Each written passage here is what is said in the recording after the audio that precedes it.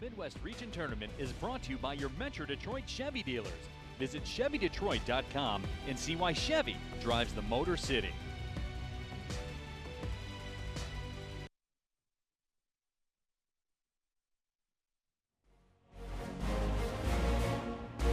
Good evening, everybody, and welcome to Stadium, where tonight the NPSL Midwest Region Tournament kicks things off as we are down to 4. AFC Ann Arbor, the #1 seed, hosting, technically, the Dayton Dynamo. Alongside my broadcast partner, John Krieger, my name is Neil Rule. Happy to have you with us wherever you may be watching around the world. And, John, if there's one thing we know about these two teams, #1, the Dayton Dynamo, they don't give up goals. The other thing we know, AFC Ann Arbor, they don't give up goals, which tells me goals will be at a premium here tonight. Yeah, this is going to be a defensive slugfest, if you can call it that. I don't think there's going to be a whole lot of goals between the two teams. They are very defensive-minded in the way they set up both of their systems, and so I think one or maybe two breakthroughs might be enough to see one of these teams through to the Midwest Region Championship game tomorrow. Let's take a look at the playoff bracket presented by your Metro Detroit Chevy dealers, and there's a look at how we are where we are right now. We're down to the final 4. These two matches here tonight will determine who plays for a championship tomorrow. A lot of challenging circumstances, John, in that you're going to be playing 2 matches in essentially 24 hours. But it is what it is at this point. Everyone's got their eyes on the prize. You know what? You get leggy when you're in a situation like this. Depth will be an issue. That could tax the winner of this game tomorrow night, because squad depth at times had been an issue at times during the season for both of these teams. Let's take a look at the starting 11s for both sides. First for AFC Ann Arbor. And in terms of what they bring out there, it all starts, for me anyway, from what I've seen as AFC Ann Arbor, their goalkeeper, number 24, TJ Tomaso. This guy signed a developmental contract with the New England Revolution. Really a top-level keeper. Absolutely, he has 64 saves on the season, 7 clean sheets at their recent banquet for AFC Ann Arbor. He was named the defensive MVP quite rightly, and he marshals that back line. He's got a solid back line with him, but it really is all up to the man between the sticks. Let's take a look at the 11 for the Dayton Dynamo. And in the midfield, certainly, and especially up at that forward spot, Tristan Lyle's a guy that's had a lot of success here at Keyworth Stadium. 2 goals in a match earlier against Detroit City FC. In fact, the only 2 goals of that match for Dayton Dynamo, he was set up for both of those goals by Tate Robertson. They have a little bit of an advantage coming in. They know what it's like to play here at Keyworth. They were in this division last year. Both these teams know what it's like to play here in Detroit. Let's send it over now to the PA announcer, Ira Weintraub, with the today's walkout presented by Metro PCS. AFC Ann Arbor.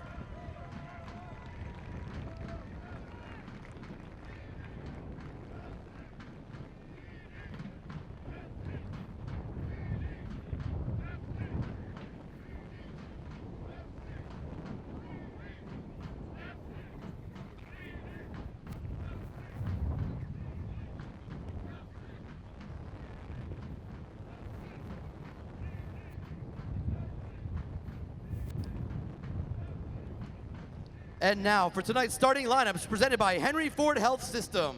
For Dayton Dynamo, number 5 on defense, Eric Hutton. Number 7 at midfield, Christian Johnson. Number 7 a forward, Matt Kinkoff. Number 10 at midfield, Tate Robertson. Number 11 at midfield, Chris DuPont. Number 12 a forward, Tristan Lyle. Number 13 at midfield, Connor Hughes. Number 16 on defense, Peyton Mowry. Number 18 at midfield, Brad Skluter. Number 26 on defense, Austin Kinley. And in goal, number 0, Ryan Hewlings. Head coach of Dayton is Dan Griest. And now for AFC Ann Arbor.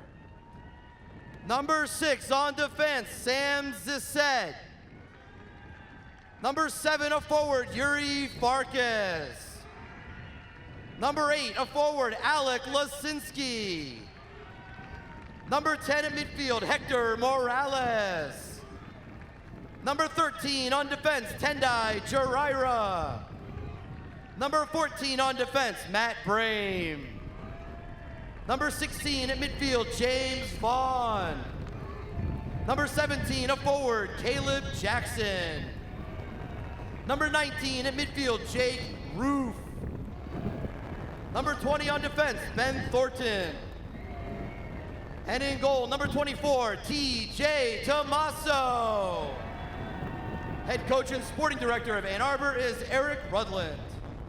Your officials for tonight's match are Tori Penso, Jeffrey Swartzel, Christian Little, and Samir Lila. And now, ladies and gentlemen, please rise and remove your hats for the national anthem.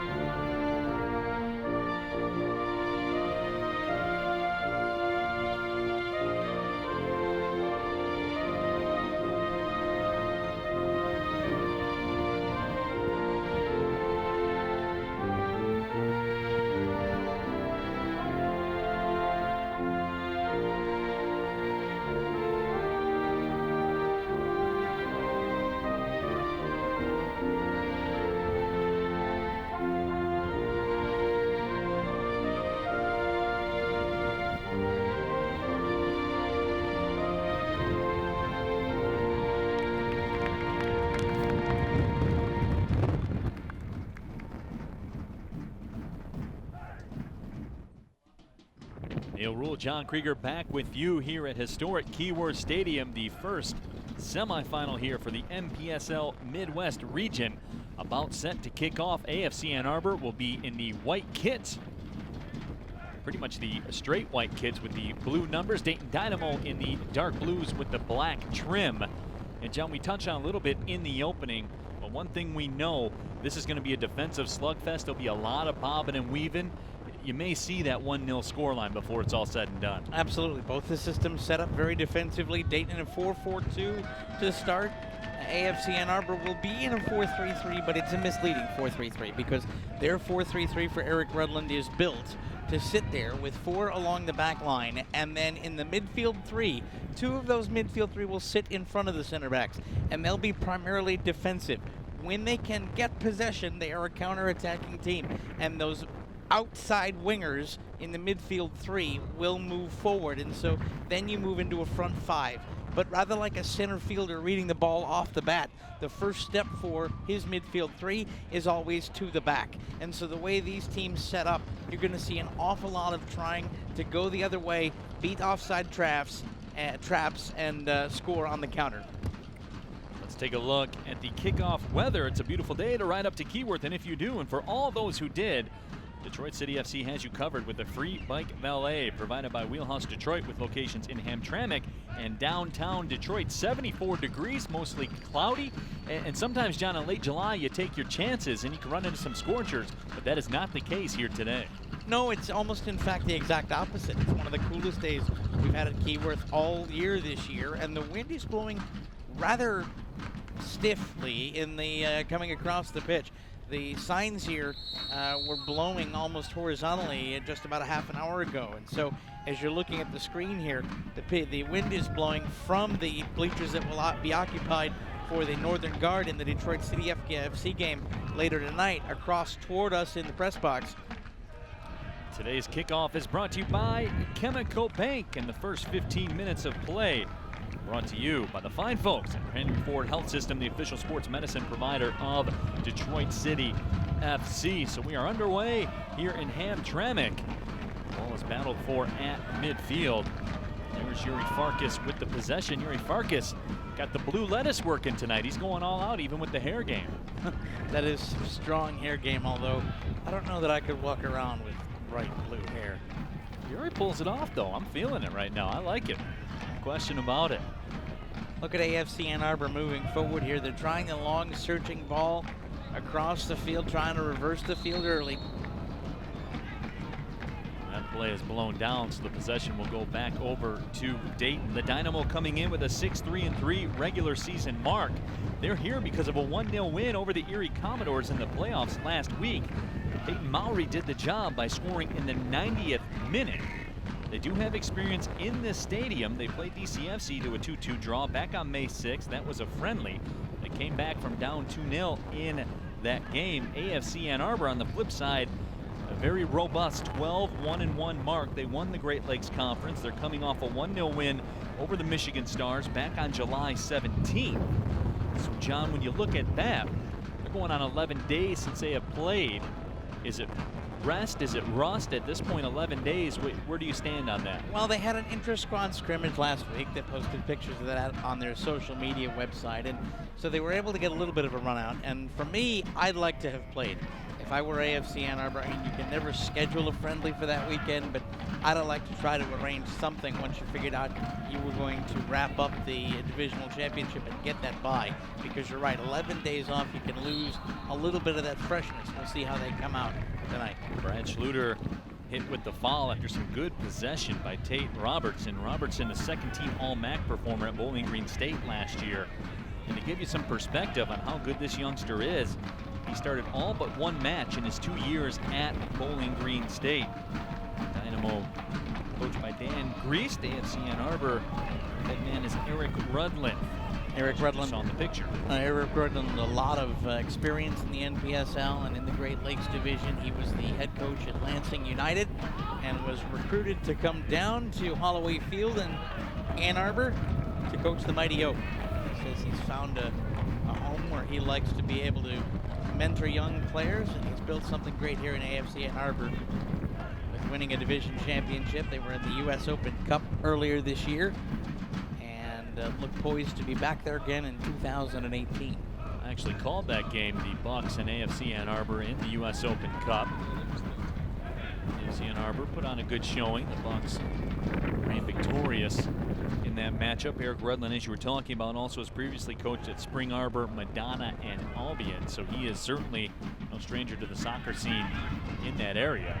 As that ball is headed away by Ben Thornton. Thornton, a last-minute number change from the program. The good folks at AFC Ann Arbor keeping us up to date with everything that's going on. Now here's AFC Ann Arbor building some play through the midfield. Ball swung out to the left side. Caleb Jackson tries to track it down, and he can't. But Yuri Farkas with a good idea, John. The touch was just lacking. Absolutely. Put it across and tried to lead his man in front, and you saw how quickly AFC Ann Arbor moved on the counter. It was less than 15 seconds from the time that the center back for AFC Ann Arbor cleared away a long ball to where they were able to turn around and come quickly. Dayton's got to realize that. They've got their center backs playing a little higher than I saw them in the friendly at Keyworth earlier this year. What we saw on the Detroit City side when AFC Ann Arbor came to Keyworth in that rescheduled game from the flood out here at Keyworth Stadium in the middle of July is that they are so pacey against center backs, and they'll use that to their advantage. There's Tate Robertson again with some possession. Now AFC Ann Arbor looks to make the turn. Long, hopeful ball sent up. Alec Lasinski on the run. That ball will be headed back by Christian Johnson. So the starting keeper today for Dayton, Ryan Hewings, makes the grab. Played his youth soccer for the Columbus Crew Juniors. Does have professional experience with the Pittsburgh Riverhounds and the Tampa Bay Rowdies U23 team. 14 career shutouts in 60 matches played for Baldwin Wallace College in Ohio. And a little known fact, John, Baldwin Wallace College actually recruited a young golfer out of Fraser back in the day. Was that young golfer Neil Rule? That was a young Neil Rule back in the day. I didn't know you were possibly a college athlete. Yep, absolutely. You know what? I'm glad that the sport you chose to play was broadcasting and that you headed to Oakland University and started at that fine program, WXOU, and now you're standing here next to me. How different it might have been. Yeah, it probably worked out better for Baldwin Wallace's golf program anyway, judging by the way I've been playing so far this summer. No question about that. And there's a takeaway by AFC Ann Arbor. Here comes Hector Morales on the move. Morales with the cross. And that was defended at the last possible moment by the Dynamo. That's a heck of a job by the center back stepping in front for the Dynamo. Coming in to make that play for Dayton, Austin Kinley got a head on it. And that was a beautiful cross with a man on the back post, and Kinley broke it up. Jarira sends that one over top of the bar. Tende Jarira played for the Zimbabwe national team at the U14, 15, and U17 levels. So John, again, you know, sometimes people talk about the NPSL and the NPSL playoffs powered by MITRE. Some people talk about maybe the talent level of the NPSL. Make no mistake, you had a professional right now putting the right boot to the ball. And Tende Jarira played at the highest levels for the Zimbabwe national teams in the youth coming up. There certainly are some guys that can play in this league, make no mistake. Sure, absolutely. And you've got a guy like Fernando Pena, who you'll see in the second semifinal today for Detroit City FC, who's represented the United States in CONCACAF tournaments. You have a guy like Tyrone Mondi, who has played is a native South African, who has played in their system. And so you see a lot of youth team internationals come in and play, because this is a league where you can test yourself against some of the best youth players in this country. There is no doubt that the NPSL and its growth continues to help grow the game because of the test it gives to some of these players and why they want to come to the U.S. and play. AFC Ann Arbor now with some possession to the middle, and in the midfield that ball swung to the left side by James Vaughn. There is Jarira again. Jackson, nice little two-man game working. Dayton's doing a nice job here. They've dropped the center backs back. They understood how quickly Ann Arbor can move. They're respecting it now. And the center backs are in a much better position. And you see there a corner, I believe, considered, or will they give that a throw? They'll give that a throw, I believe. But you see the center backs in a much better position to close down some of the service lanes for AFC Ann Arbor. Sometimes you just got to realize the guys on the other side are quicker than you and adjust to play and beat it. Ball sent over to Sam Zissette. Zissette played for the Kipsat Pumas in the PDL. Won many PDL championships, at least always in the championship mix with the Michigan Bucks all the time. Another high-level squad as well. And that ball comes through, and here come the Dynamo with an early opportunity, but that ball taken away by Jarira, and he will turn with it. And that's a nice job again by AFC Ann Arbor to get back and make a play on the ball. The center back's doing a nice job.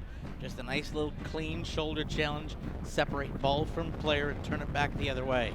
Caleb Jackson wins the throw-in. Caleb Jackson, we talk about talent. He was a Division II All-American at Rockhurst University. 7 game-winning goals during his time at Rockhurst. And John, it always amazes me, the game-winning goal trait. It's nothing that you can define. There's just certain guys that have a nose for it. Sure, they're poachers. They go in, they have a nose for the ball, they know how to position. You know where that comes from, Neil? It's not something you can coach. You just have to have awareness of your teammates. And here's a great cross in. Ball headed out by Connor Hughes. Hughes saving the day. And another nice header to clear lines. And then Dayton just hoofing it down. Ann Arbor playing a very high back line right now. They realize they have the advantage in momentum. They have the advantage in speed. They've had the advantage in possession. And the center backs have slowly creeped closer and closer to the center line to try to compact the field and give their midfielders the chance to come forward. We're in the 9th minute, no score here. Neil Rule, John Krieger with you. Game number 1. Let's play 2 today. Why not? Got a twin bill of soccer action for you here in the NPSL Midwest Regional Playoffs. The winner of this match will take on the winner, Detroit City FC, Duluth FC, coming up at 8 p.m. Stick with us here tonight.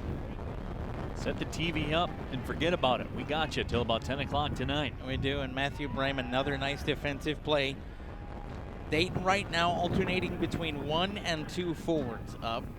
The man that has been a constant presence up front is Tristan Lyle. He's been joined occasionally by Chris DuPont, who will come up to try to be a second man occupying the center backs to force maybe a one-on-one matchup. But right now, Lyle's been the big man up front, and they're trying to send it over and beat the offside trap. So far, the AFC Ann Arbor back line resolute and playing Lyle perfectly, not allowing any decent service toward him. TJ Tomaso making the grab. At one time, he had signed a developmental contract with the New England Revolution. During the day, he's a patient care technician at St. Joseph Mercy Hospital. Had 26 shutouts and 57 starts at SMU, the college soccer powerhouse that is Southern Methodist University down in Texas. And John, SMU, a big-time program, to walk in there and have 26 shutouts in 57 starts. Yeah, you're going to get a pro contract when you do that. Absolutely, and to come into this league and you play 14 regular season games. He had 7 clean sheets. Right. You haven't allowed a goal in half of your games. 50% of the time, he got a shutout every time. That's there you go. That, you know, and basically you're sitting there and saying, you're going to have to beat me with something good. And you know what that does? It gets in a striker's head. If you know a guy's coming in with 60-plus saves on the season and 7 clean sheets, you start pressing and you start going for the top corner and you start going for a smaller and smaller window. And Try to be too fine. When a striker presses and you try to get too cute, bad things happen. Ball settled down by Zissette. Zissette plays it up. Farkas trying to get on the end. That pass sent up, but it's taken away by Christian Johnson. The clearing attempt, however, lacked. You know what? That is Yuri Farkas coming in there and being a great setup player, because he knew he wasn't going to be able to turn that toward goal. But what he did do was put his body in the way and continue to ask the question, so that when the Dayton defender turned to play the ball up the sideline, his midfielder came in behind and made the interception. If you can't win the ball, you almost start playing defense on offense. And that's what Farkas did to keep the possession in the attacking third for AFC Ann Arbor there. Yuri Farkas nominated for the MITRE National Player of the Week after week 1. Was a Brazilian futsal player as well. And John, you see the evidence of that. He is very good with the ball in tight spaces. Sure, absolutely. You have to be playing futsal, and he's able to keep the ball on his boot, and that's what we see. Nice punt there, by the way, from Tommaso, sending it forward. Or check it, that's a punt from the Dayton's keeper, Hewlings. Sorry, both keepers wearing the orangish-reddish kit tonight. Hewlings, of course, in the Dayton Dynamo hoops. We talked about both goalkeepers here tonight and their pro experience. And the overriding storyline is how both squads are stingy with goals. That's probably related to each other, wouldn't you think? Sure, absolutely it is. Listen, you sit there and you set yourself up, and things relate, and you're able to play and step in, and you come into the game with a plan. And that's what both of these teams are doing. Now, that's a great bit of service there. Nice job reversing the field and a header on in. The design was to come back across. These two teams have showed already why they are so stingy on defense and what we're looking to see. Caleb Jackson couldn't get everything he wanted on that. Caleb Jackson had a game-winning goal against Lansing United this year, as we talked about earlier, the former Division II All-American. For that man, Eric Rudlin guided AFC Ann Arbor to a robust 12-1-1 mark during regular season play. He has it cooking there in the 7-3-4. The fun fact, though, is in addition to everything that Eric Rudland and AFC Ann Arbor did this season on their own patch, they are also the only team in a friendly or in a league match to win a game here at Keyworth Stadium. Detroit City, with one loss here at home, it was to AFC Ann Arbor. They either won or drew all of their friendlies at home, including wins over Glentoran FC and the Columbus Crew College program and Venezia from Serie B, and they drew Dayton Dynamo in a preseason friendly. So AFC Ann Arbor knows how to win here at Keyworth. And they came back from behind in that match. They did indeed. They were down 1-0 at the half, and then the Alec Lisinski show started, and it was AFC Ann Arbor taking a stranglehold on the Great Lakes Conference that allowed them to be the #1 seed.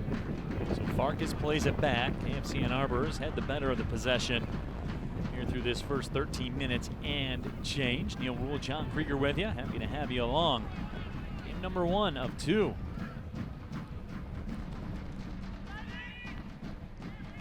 Battle for the ball over along the left sideline, and here comes AFC Ann Arbor now through the middle. Look at how crisp they are with the ball.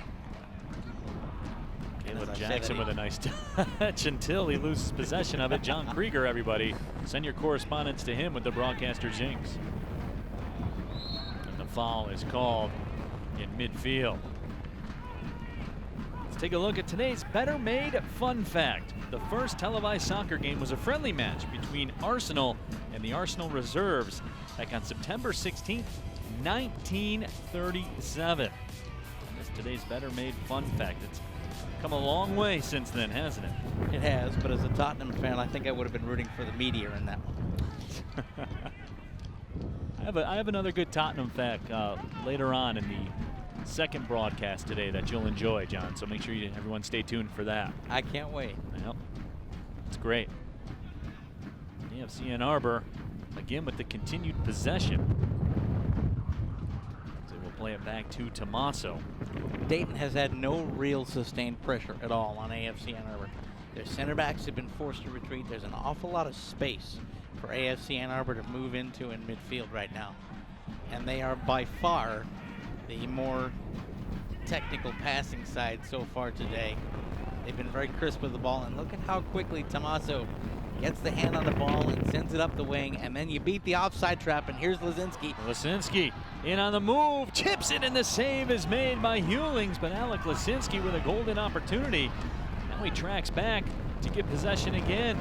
Sends that to the middle, right-footed shot's deflected just over top of the bar. I believe that was Caleb Jackson that took that rip. What a save by Hewlings, though, on Lazinski. Look at him waiting for the ball, waiting, and chipping, and coming in to make a nice play and try to put some pressure on center back for the Dayton Dynamo. But that is all Alec Lazinski, knowing Keyworth Stadium. Remember, he's wearing AFC Ann Arbor colors tonight, but he was a member of Detroit City FC last season. In fact, scored the first goal in the history of Keyworth Stadium, and he knows how the ball runs on this pitch. He stayed on side, didn't have to go back and get it, was able to let the ball spin forward and got a good opportunity on goal, and only a great save from Hewlings 1v1 with his center back chasing kept this a 0-0 game. Alec Lazinski, no stranger to the soccer scene in Ann Arbor as well. Was Michigan Mr. Soccer back in 2013 at Ann Arbor Skyline, was a high school All-American. Now currently enjoying a great college career at Loyola Chicago, was second team All-Missouri Valley last year, had 3 game-winning goals as well. So he has carried that over to the Division I college ranks as well. He's also on one of the most beautiful campuses in this country, the Loyola Chicago campus right there on the shores of Lake Michigan. A good friend of mine is a member of their police force. Walking around that campus is an awful lot of fun. So he spends his falls and winters in a beautiful location and comes back here and has a lot of fun in the NPSL. Buddy of mine, Drew Valentine, now an assistant men's basketball coach there at Loyola Chicago. Also, the next 15 minutes is presented by Fago, the official pop of Detroit City FC. 18th minute, 0-0 to score. AFC Ann Arbor's had the better of the possession, but that's not how they keep score. A column that matters, there's a 0 and a 0. And Dayton now with the possession up the right side. That ball sent long and with the wind, John, as it carries it out of the reach of Chris DuPont. And that is something that teams will have to adjust to here this evening. Yeah, that and a very slick, quick pitch here at Keyworth. They're going to have to realize they can't put the normal pace on a ball, and you're going to have to read the wind, because that rode the Lightning all the way through. That wind, certainly a factor here today. Blowing predominantly, as you see in the flags now, it's blowing predominantly basically in the face of the camera, the replay that you just saw, going from the right side of the pitch to the left side of the pitch. Maybe India a little bit if you're Dayton right now, but more or less coming across the pitch with a little bit of India if you're Dayton. Look at here, Dayton, a nice job to reverse field, but an even better job for AFC Ann Arbor to track back. And Zizette again. Zizette's put together a very solid first 18 minutes and change of play. And at this point, Neil, you're sitting there, there's about to be 19 minutes on the clock, and we're still scoreless. And if you are AFC Ann Arbor, you're the team that is supposed to win this game. You are the top seed. You have a team who is the 6th seed in the region. Yeah, the gaudy record. Yeah, upset the 3 seed, 90th minute goal. You are supposed to have scored. And so right now it's AFC Ann Arbor. But as we get up to 25, 30, 35, 40 after the half, if this is still a 0-0 game, the screws begin to tighten, don't they? Absolutely. The pressure starts to come in, and you're wondering why all of this possession hasn't paid off yet. And so this is one of those kind of seminal moments here where you have about 5 or 6 minutes of possession, where if you're Eric Rutland, you just want to get one.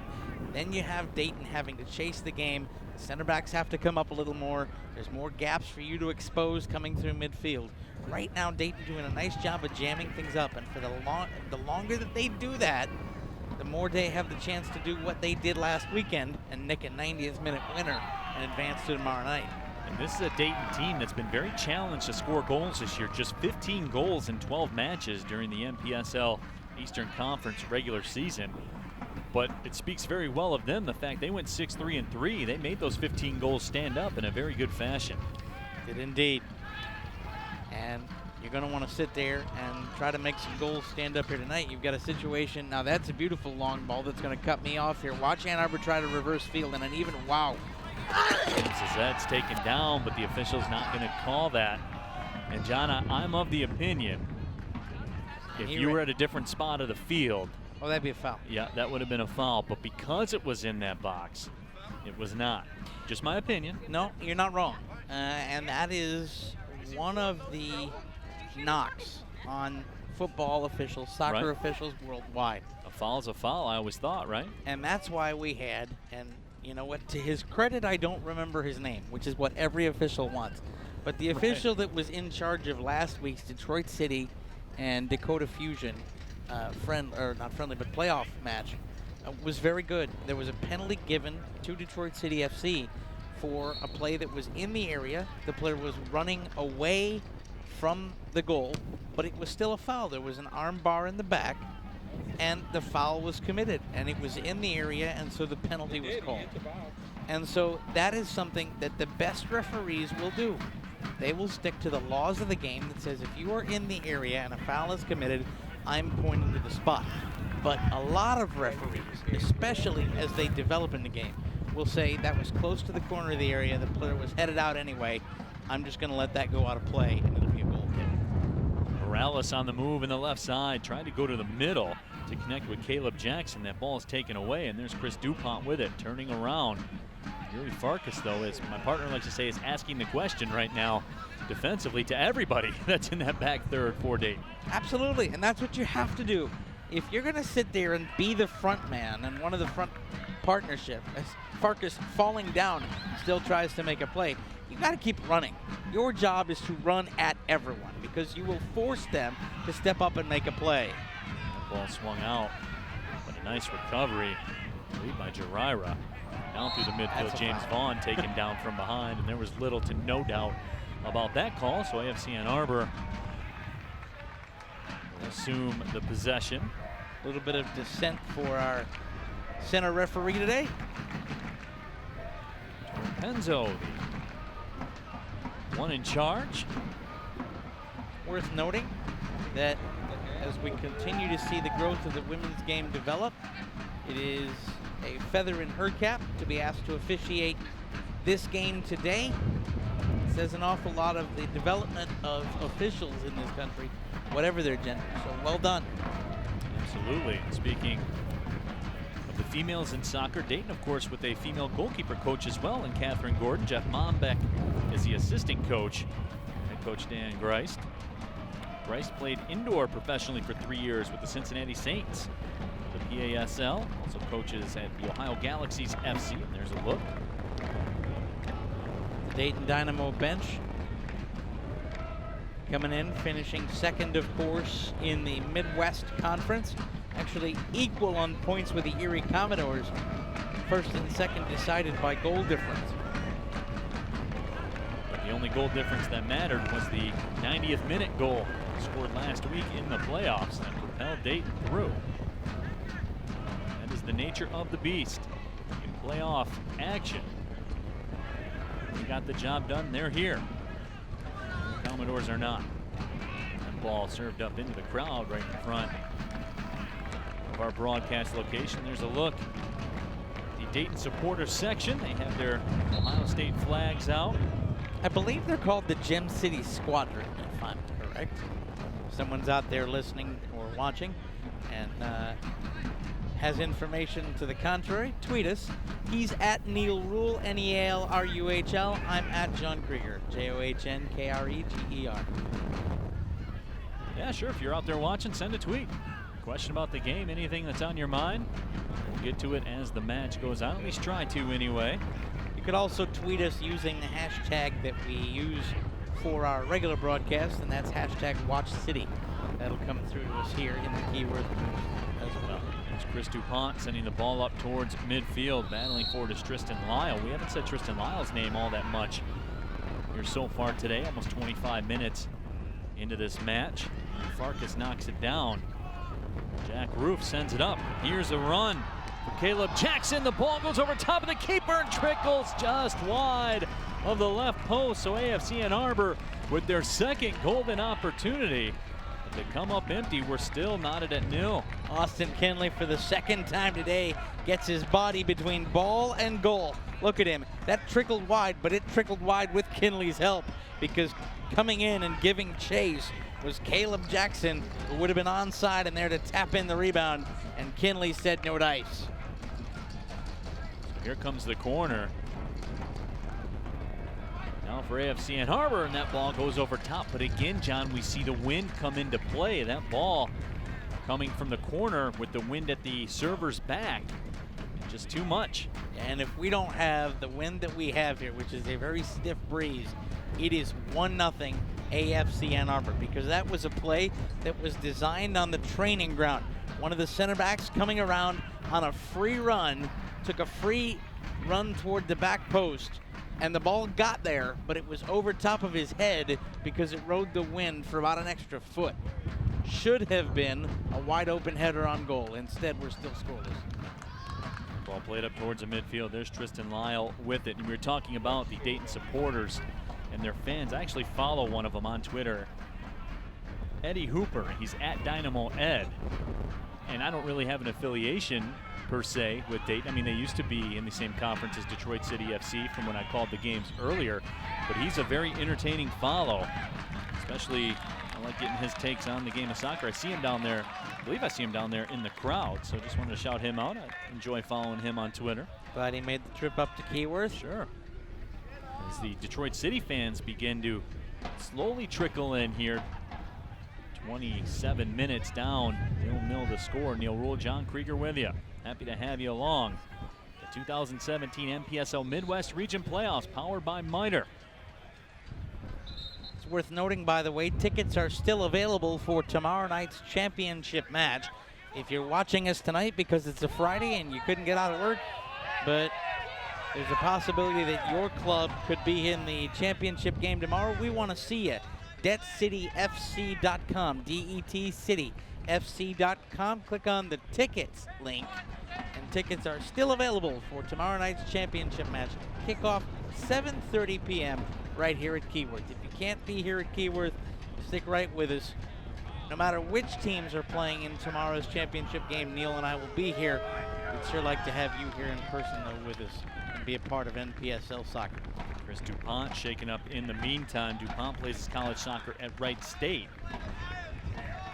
Played professional formerly back in Switzerland and France, and he will limp off. We have a Twitter check-in from Lee W. Moen. Tweets at us, says, yes, Dayton supporter group is called the Gem City Squadron, #WatchCity.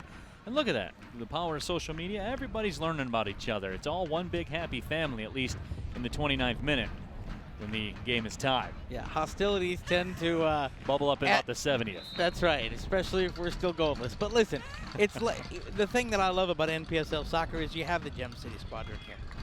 Right. And you've got the Main Street Hooligans, who are also the supporters group for AFC Ann Arbor, coming out and making the trip. And of course, we'll have the best supporters group in American sports, the Northern Guard, for the second game. Be interesting to see what kind of fan following Duluth FC bring as the opponents for Detroit City FC. But already we've seen a cross-section of all four teams here so far today a little bit.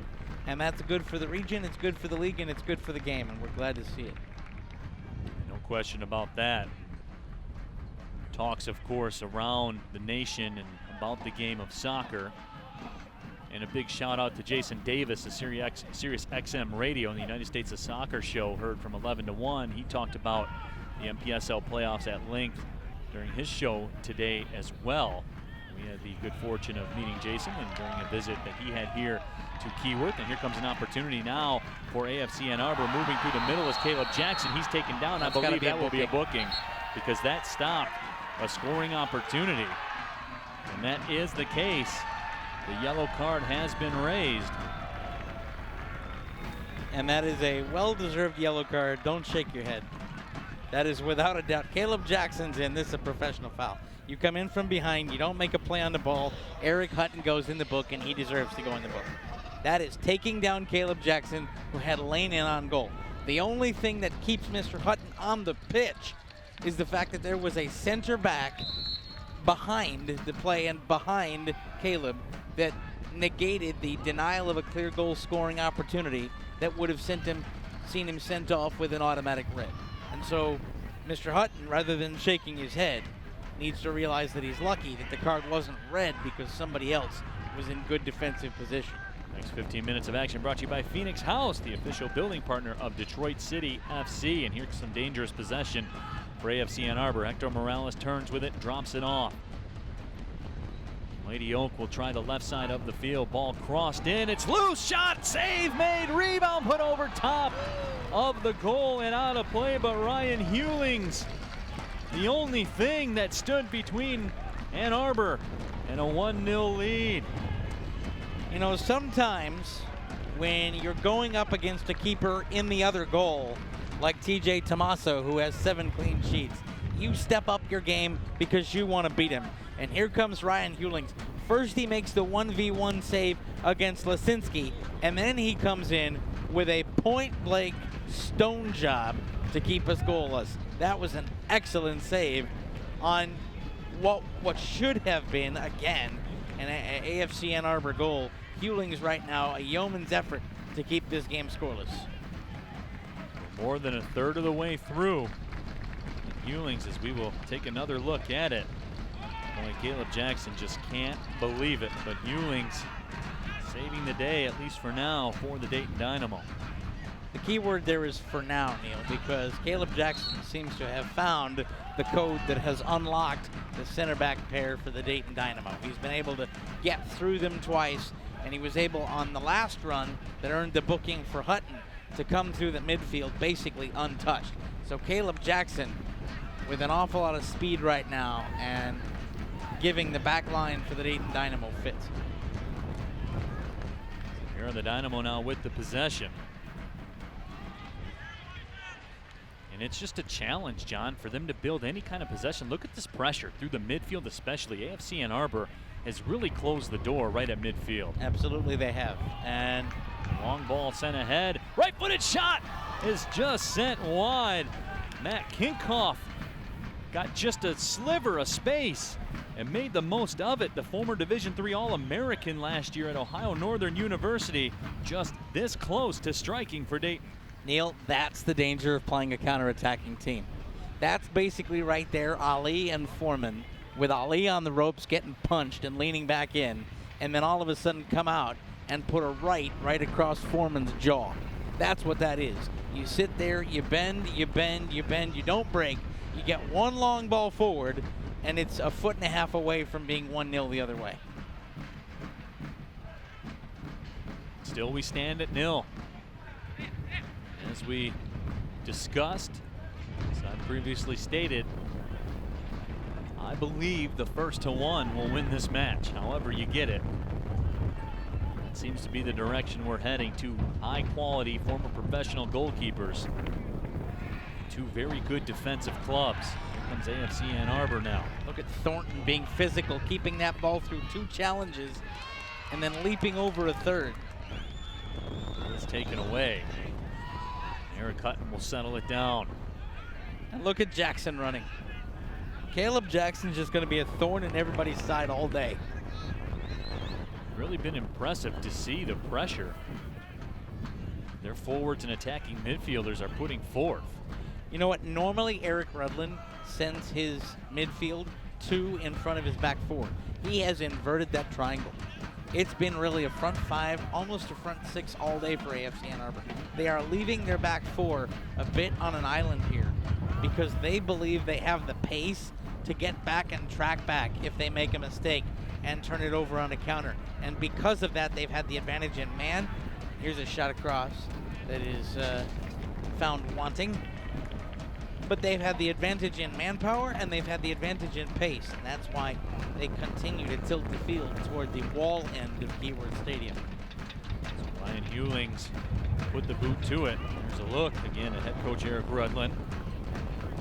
We talk about it because it's worth noting. 12-1-1 in the regular season. You want numbers? 33 goals for, 9. Like the principal in Ferris Bueller's Day Off. 9 goals against. You know, you and I are NPSL media voters for the all NPSL teams, and so one of those things will be recognizing coaches. Eric Rudland is in my consideration for that, along with Ben Pierman of Detroit City FC, partially because Eric Rudland had to do something that no manager wants to do, as the ball's played in here, and that's a nice step over, so AFC Ann Arbor sets it up. Roof sends it wide out to the left side. Now here's Yuri Farkas over there, John, on that left side going to work. And a nice step there to try to reverse. He's going to do the smart thing and leave it off, but that touch a little heavy, and here comes Dayton the other way. This first touch is important. There's Robertson. Robertson played off the ball. Caleb Jackson taken down. The official says play on. And so now we go to where Eric Rudland, and I think it might have gone out of play, or do they call a foul? Eric. Now it's getting jippy down oh there. Boy. Chris DuPont sharing some words. Got physical for a couple seconds, and now the separation between Alec Lasinski and Chris DuPont. Chris DuPont took exception. The Dayton bench took exception as well. And I didn't see what was happening trailing the play, but I saw players off the Dayton bench get up. And the referee is going to call some people over. We might see a booking here. She wants to have a talking to with a couple of players. She's asking a couple of players to come over. She's One of those players is not Tate Robertson. Told Tate Robertson, please excuse yourself. And Lasinski will get a yellow card. And I believe that will be the same fate for Chris DuPont. Yep. Gave one to one, they'll give one to the other. So matching yellow cards. And you know what? That's exactly what needed to happen.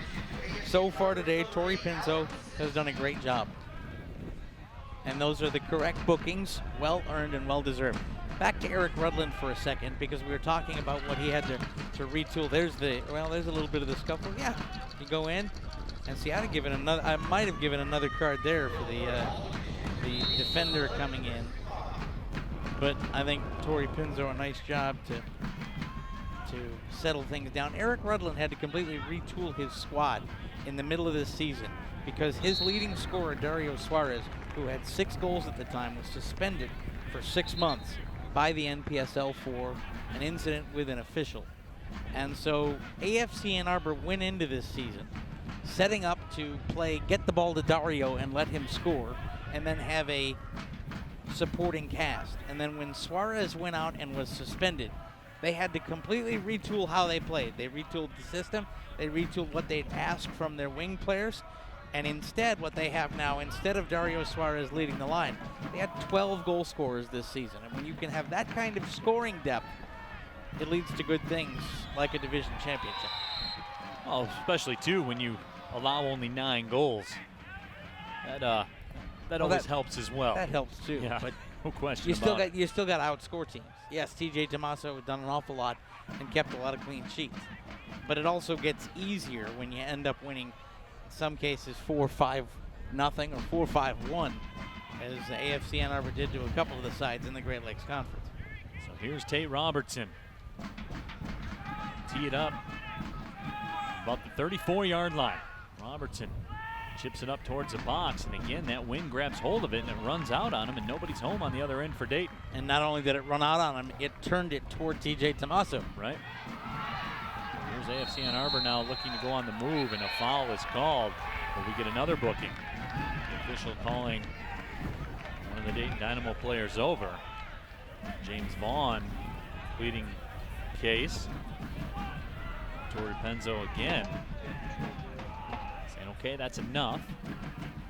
Yep. And the yellow card will be issued, and that one will go against Peyton Mowry. So some yellow cards really adding up, especially for Dayton here in the first 39 minutes plus. I believe that's the 4th booking we've seen here today. I've got him in at least 3 because DuPont's in the book, Hutton's in the book, and now Mowry's in the book. Throwing Lisinski on Ann Arbor. And that's the 4th booking of the day, 3 for Dayton and 1 for AFC Ann Arbor.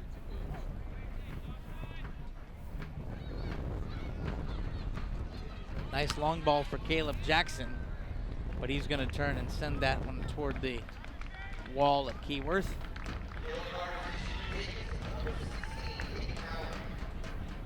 "40 minutes on the clock here at Keyworth Stadium." He's Neil Rule and I'm John Krieger, and we're glad to have you along. These are the NPSL playoffs presented by Miter. You are watching live action from Keyworth Stadium in Hamtramck, Michigan. The first semifinal of the Midwest region. AFC Ann Arbor and the Dayton Dynamo 0-0 as we head toward halftime. If you're just joining us, possession almost entirely belonging to AFC Ann Arbor, but Dayton with a couple of big counterattacks, and they were about 1.5 feet away from making it 1-0 on a blazing shot from the right wing. And here comes Ann Arbor back at it. That's a beautiful long ball if he can catch up to it. There's Lisinski on the run after it. Lisinski turning and crossing. Nobody home for AFC Ann Arbor, but the ball blasted out of bounds by Brad Schluter. We have a tweet at us from Fletcher Nostradamus. Good job covering the MPSL. This is Mr. Krieger. Dario had 5 goals at the time of the suspension. One was credited as an own goal afterwards. There's your soccer brethren. John, keeping you honest. You know what? The soccer elite got me, and that's okay. He had 5 goals. You know, it went in the net 6 times, okay? I didn't know the NPSL had a dubious goals panel, but apparently they do. Had to bust your chops a little bit, man, when that tweet came in. You understand. By all means, absolutely. So here's another dangerous setup for AFC Ann Arbor. A 0-0 game, the 42nd minute.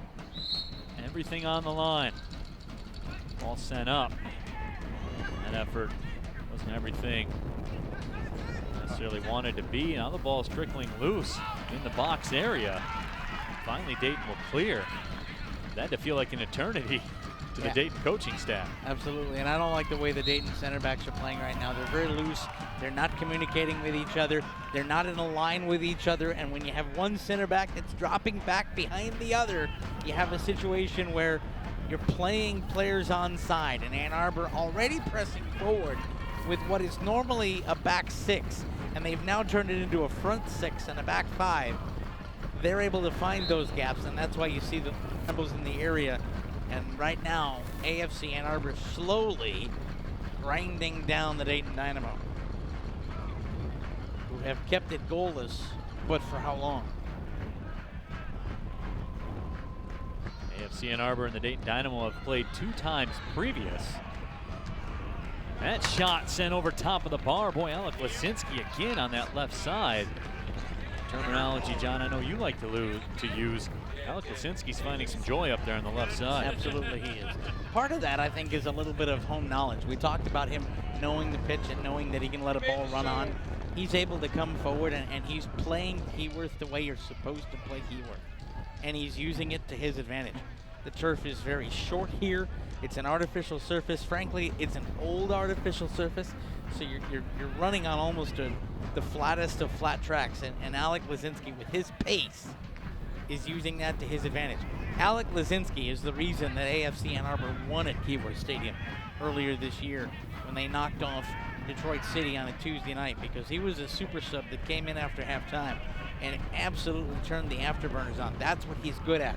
And it's also worth noting that he has been a sub at times for AFC Ann Arbor. He's getting some time here in the semifinal. The longer he goes, the greater flexibility that Eric Rudland has, if AFC Ann Arbor were to advance, to set up a good lineup and a good 11 for tomorrow night's championship game. If memory serves, yeah, he did in that match against Detroit City FC. Here he came in a substitute role. Put some goals on the board. Really flipped that match on its ear in terms of AFC Ann Arbor. What what they were looking to get done. Sure, he scored the best of the goals. It was a long shot that was almost impossible to save. The other two goals, some of the other goals for AFC Ann Arbor, Fernando Pena, the Detroit City keeper, would like to have back. There is Tate Robertson. Again, he's a guy that's usually a factor for the Dayton Dynamo. Tried the pass to Matt Kinkoff. Unable to make that connection as Kinkoff just couldn't quite catch up with it. But Matt Kinkoff is a good target, a Division III All-American at Ohio Northern University. He was second in the nation in assists last year. All he's done is have 57 goals and 33 assists in 76 college games in his career. And I don't care what level you're playing at, that's video game stuff. Sure, you're helping to put the ball in the back of the net more than one time per game, either on the assist or the goal. Yeah, but you know what that tells me? The more impressive part of that is that the numbers are somewhat equal. You have 50-some goals, you have 30-some assists. When you're a multi-dimensional player and you can score, but you can also be counted upon to create, that's what catches people's attention. And we see the way that he plays tonight. You have a situation where you see some of that impetus there, where he's not just thinking about only scoring. That ball taken away. Caleb Jackson goes just over the sideline on Tristan Lyle. Lyle had a goal in 6 matches played for Dayton last year. There'll be 2 minutes of extra time here in the first half. There's Chris DuPont settling it down. Dayton sends that ball up towards the middle. Eric Hutton was the target. The ball swung out wide to the left side. The wind will carry that out of play. And John, you really get the sense here, Dayton just wants to hang on for the stoppage time and get to the locker room at 0-0 and then just really try to circle the wagons and regroup. Yep, you're absolutely right, Neil. They wanted to get through this first half at level or better. And that's all this is. And they are so close to getting that done, because then you have a little more freedom in the second half, because the pressure continues to ratchet on Ann Arbor. Sent up for Lisinski, but a great recovery for Dayton defensively, but they do sacrifice the possession. Roof with the shot. That was ripped off the body of Schluter. Schluter, nice job. Best part about that is he knew he was going to take it off the body, and he tucked the hands and arms in as he was in the area, and would have been a penalty. But he did a nice job to turn the body and tuck the hands. Great defensive play and eliminating the possibility for a costly mistake. Let me ask you a question about the game, John. I always like these opportunities to rap with you for a couple seconds about it. Why is that not taught more? Why do we not see that more? You're talking about really bringing in the hands. Because players get so focused on the ball, they lose track of their bodies. You know, if you're not, as the halftime whistle goes, they lose track of their bodies, and the rest of it just kind of flaps in the wind. The best players follow the ball and know their body, and that's what we saw there. So 45 minutes in the books here in the first semifinal of the MPSL Midwest Regional Championship, hosted by Detroit City FC here at Keyworth Stadium. AFC Ann Arbor and the Dayton Dynamo are level at 0.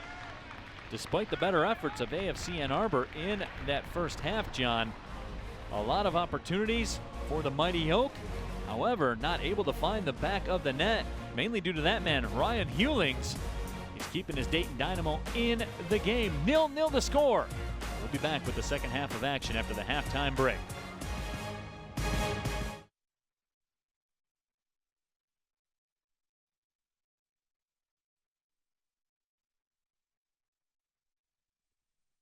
During the week, I sit at a desk. On the weekends, I'm a DIY warrior, thanks to my 2016 Chevy Silverado. With its high-strength steel frame, my Silverado can take on any project. Add in its towing power and ability to keep me connected, my Silverado is the perfect tool for all my jobs. Lease a 2017 Silverado 1LT 4-wheel drive All-Star Edition for just $219 a month for 36 months. Put it in D and see why Chevy drives the Motor City. I love helping people get what they need. So when you order with ClickList from Kroger, I make sure you get everything you ask for, just the way you like it. Whole organic milk? Done. 2 ripe bananas and 1 green. And today's fresh bread? Got it. With ClickList, I'm your personal shopper, so you can trust me to pick out exactly what you want, bagged and ready for when you arrive. Try ClickList at a Kroger near you. Order online, pick up curbside at store with same-day pickup now available. Visit Kroger.com/ClickList. I want to blend my business education and athletic skills and open my own fitness center. At Lawrence Tech, I'm learning how to research, present, and to really think like an entrepreneur. And I love the small college feel here, where there's always something to do. We have men's and women's intercollegiate sports and dozens of student organizations. I can't wait to apply what I'm learning here in the real world. Lawrence Tech, possible is everything.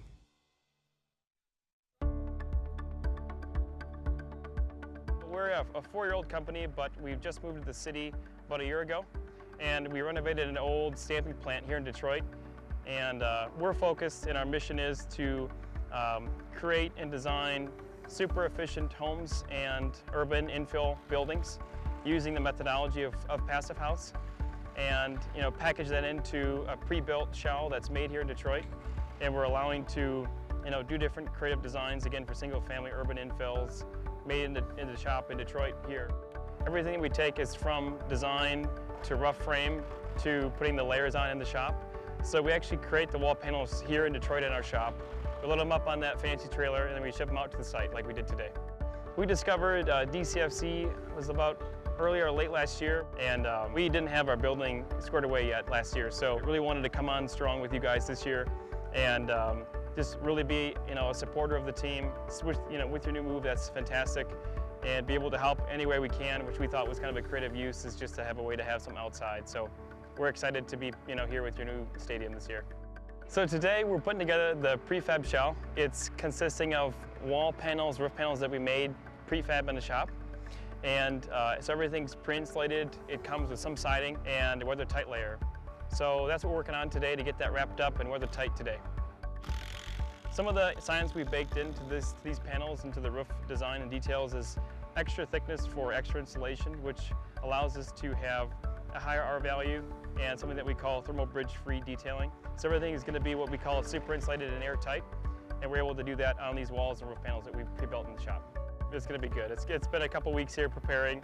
We're really excited. All the guys are actually pretty excited. I saw them taking snapshots with their phones and stuff, but it'll feel good to see when it's all wrapped up, it's weather tight, people can go buy their merchandise.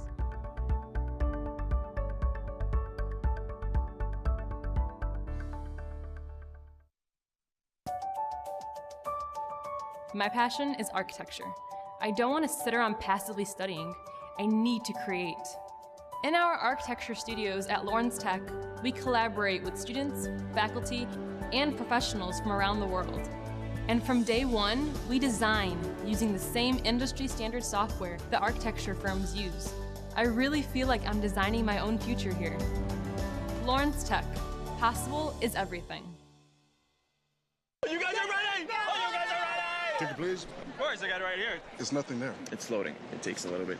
Just give me like a minute, guys. Here's my ticket. It's starting. Mine works. Bob realized his network coverage was a no-show.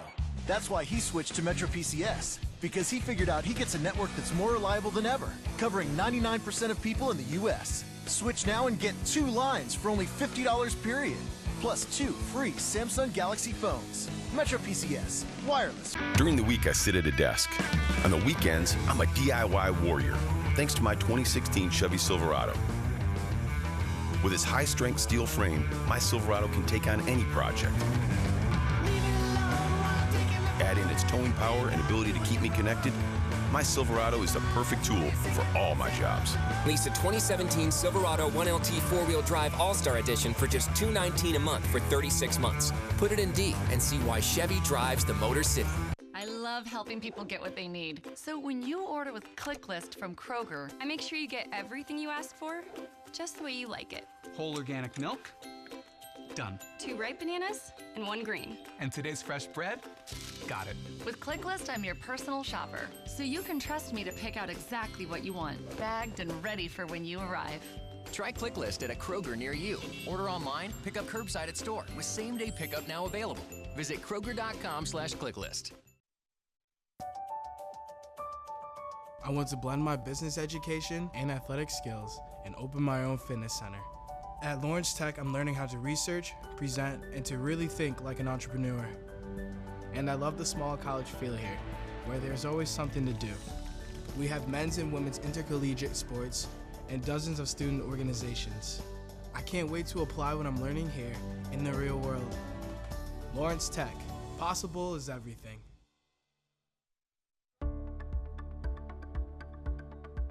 We're a 4-year-old company, but we've just moved to the city about a year ago, and we renovated an old stamping plant here in Detroit. And we're focused, and our mission is to create and design super efficient homes and urban infill buildings using the methodology of Passive House, and package that into a pre-built shell that's made here in Detroit. And we're allowing to do different creative designs, again, for single-family urban infills made in the shop in Detroit here. Everything we take is from design to rough frame to putting the layers on in the shop. So we actually create the wall panels here in Detroit in our shop. We load them up on that fancy trailer, and then we ship them out to the site like we did today. We discovered DCFC was about earlier or late last year, and we didn't have our building squared away yet last year, so really wanted to come on strong with you guys this year and just really be a supporter of the team. With your new move, that's fantastic, and be able to help any way we can, which we thought was kind of a creative use, is just to have a way to have some outside. So we're excited to be here with your new stadium this year. So today we're putting together the prefab shell. It's consisting of wall panels, roof panels that we made prefab in the shop. And so everything's pre-insulated. It comes with some siding and a weather-tight layer. So that's what we're working on today to get that wrapped up and weather-tight today. Some of the science we've baked into these panels, into the roof design and details, is extra thickness for extra insulation, which allows us to have a higher R value and something that we call thermal bridge-free detailing. So everything is going to be what we call super insulated and airtight, and we're able to do that on these walls and roof panels that we've pre-built in the shop. It's going to be good. It's been a couple weeks here preparing. We're really excited. All the guys are actually pretty excited. I saw them taking snapshots with their phones and stuff, but it'll feel good to see when it's all wrapped up, it's weather tight, people can go buy the merchandise.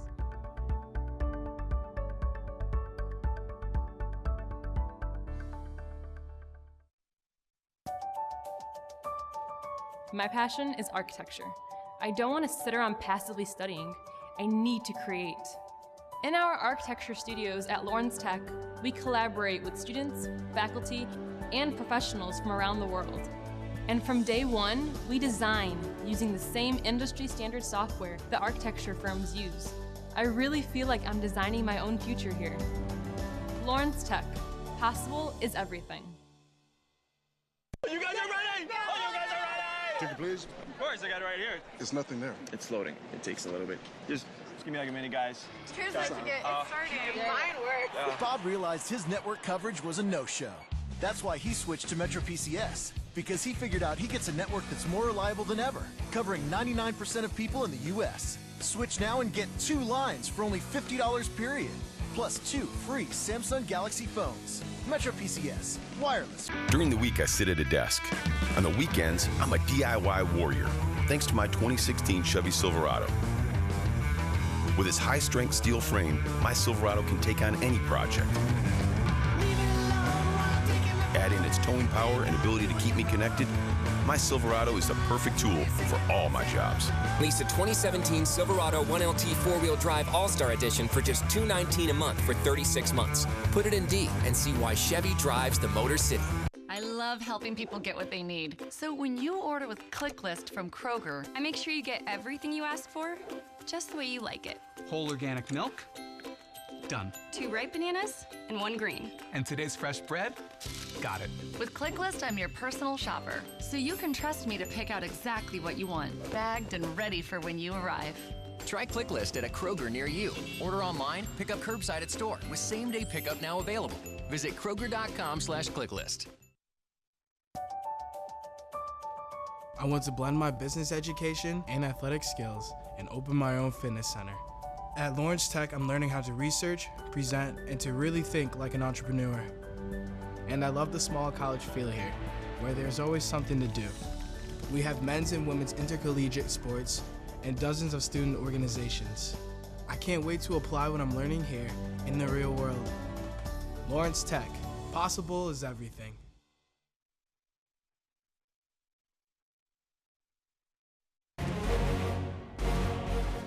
Back inside historic Keyworth Stadium, 0-0 the score.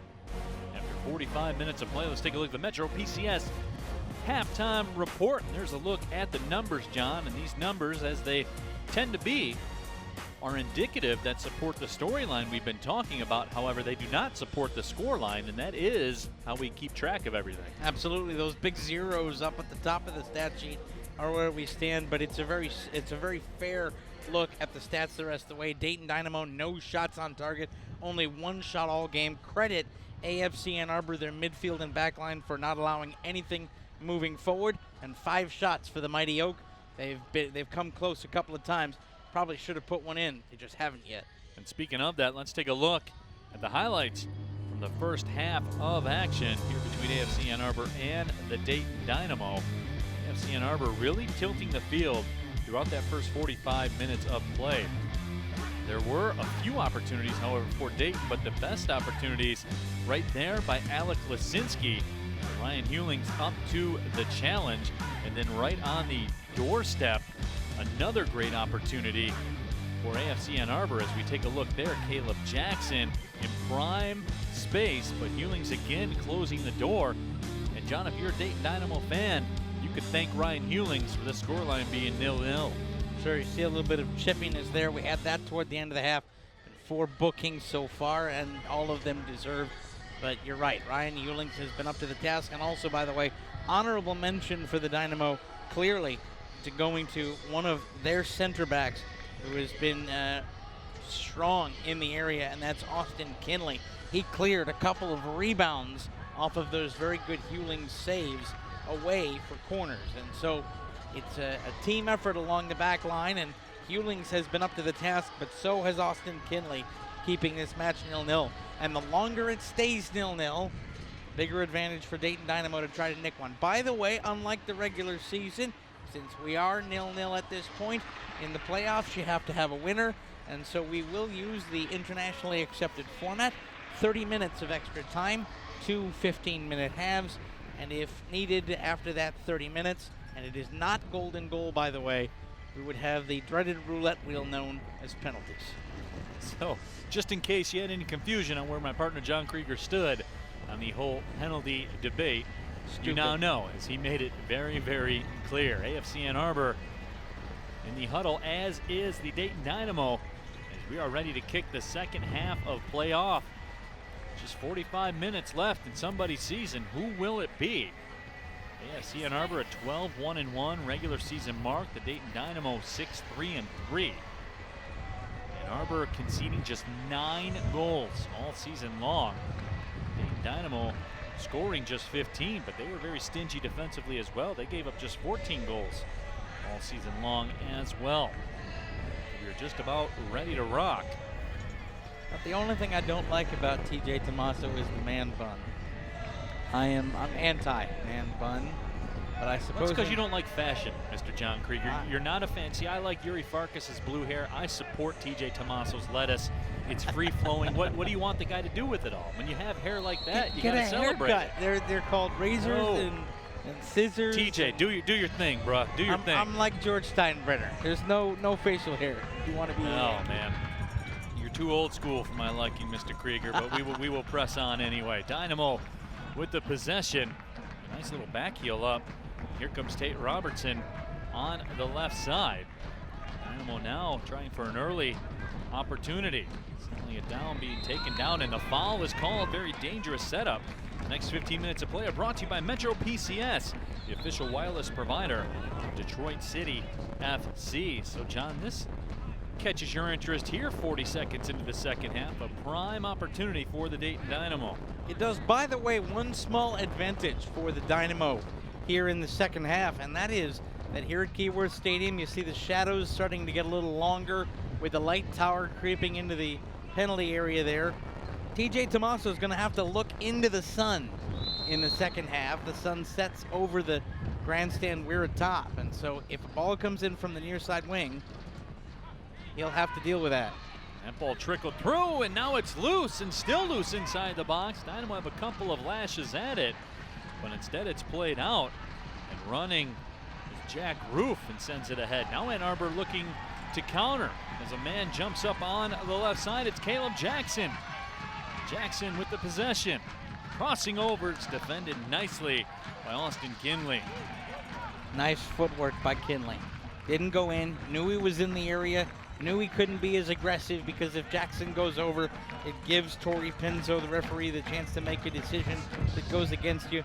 Just came in, stuck a foot in, and directed that ball away as we set up a corner. Another nice play by the center back.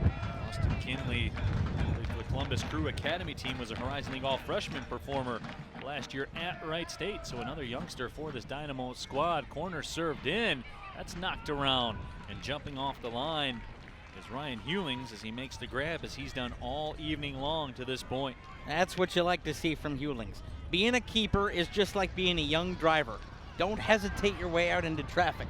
Punch it and go. Here come the Dynamo now on the other side with an opportunity, and that ball is deflected up and out of play, so a corner coming for the Dayton Dynamo, but John, just that quickly, a counterattack. That's what we see from Dayton. They've got their legs about them now. I have a feeling the team talk for the Dayton Dynamo from Dan Grice said, lads, we're still in this. We're right where we were against the Erie Commodores a week ago. Let's go get one and make them think.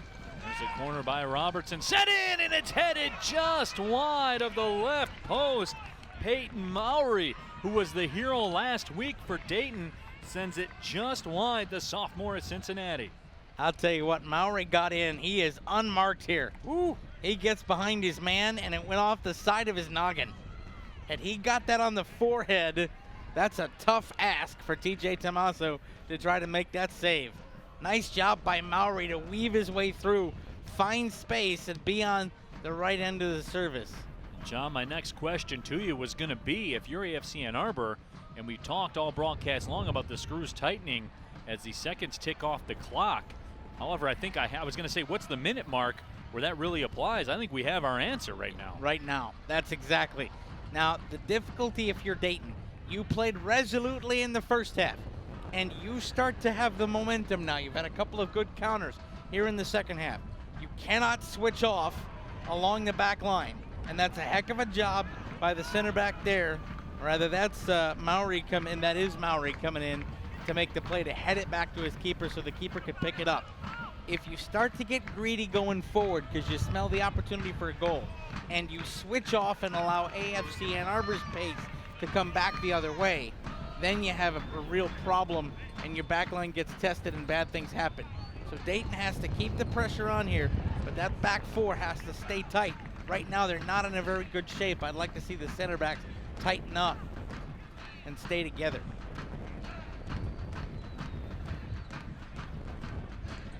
Tate Robertson has been very impressive, John, in the midfield. The sophomore just completed his sophomore year at Bowling Green State. We had the opportunity to talk to some MLS scouts that are in attendance here tonight.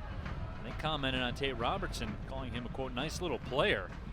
Robertson really has shown some creativity in the midfield. He can find an angle to get the ball served. You know, and I watched him play in a friendly here at Keyworth earlier this year. Tate Robertson set up both Dayton Dynamo goals. In fact, set up Tristan Lyle twice. And the way he set him up was to come through. There was a one-step, two-step, and a beautiful fizzing long ball that is well placed and find his forward man. So the thing about Robertson, the way he plays, is that he can not only put a ball through with distance and pace, but he can step through traffic very well, and he's got his head on a swivel. And we've seen that so far in the second half. Tendai Jarira, who had some really good possession in the first half, and then John really kind of went away over the course of the last 10 minutes of that first half, trying to build once again, but losing it out of play. Well, he lost it out of play because Alec Lazinski ran the wrong way. Jarira was trying to do a little 1-2 and head it back to Lazinski to give him some joy up the near side wing. And Lazinski doubled back to track back and be someone that was a bit of a safety measure. And so that's why it went. There's a foul, and AFC Ann Arbor will have a free kick. This isn't a perilous area, but a nice ball in there could create some problems. Dayton playing a very high line, keeping everyone out of the area. That does two things. First of all, it compacts the field and allows for better defensive coverage, and also give Hewlings an awful lot of time to see any ball. Here's James Vaughn to serve it for AFC Ann Arbor. Curling. And that ball is put in the back of the net. It's a goal for AFC Ann Arbor. Ben Thornton does the deal off the tremendous service from James Vaughn. And after a couple of Dayton opportunities, Neil, that's not a goal. We're still playing. Absolutely we are.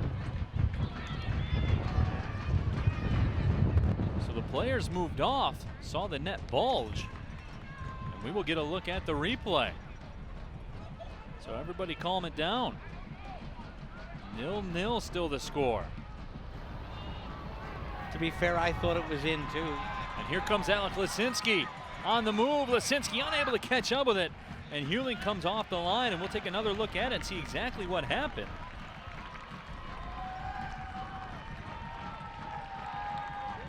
Was it sent wide?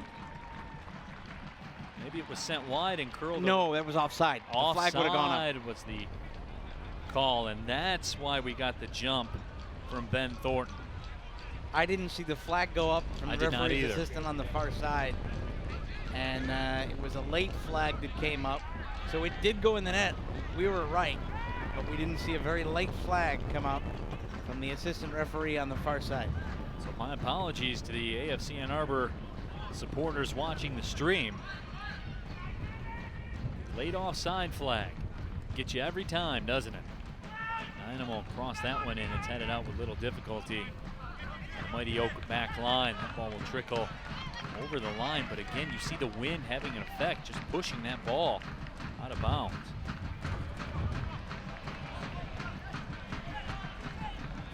Well, I'll tell you what, the wind has died down just a touch. It was really stiff to begin this contest. And so you're starting to see a little more joy through the air. Long ball up ahead for Lisinski will be played back to Hewlings. He swings it out to the left side, but John, look at how compact Ann Arbor is defensively here in the second half, but getting behind the line was Matt Kinkoff. So Kinkoff had a prime opportunity, may have gotten away with a handball, but John, through as compact as Ann Arbor was defensively, Kinkoff able to leak his way through. Yeah, he leaked his way through, but that was also a pretty good long ball in there to get into that position. AFC Ann Arbor switched off a little bit. It's like somebody came in, punched him in the mouth. It's like, you know, I brought up Ali and Foreman. I now bring up Mike Tyson, who said everybody's got a plan until somebody punches you in the mouth. Right.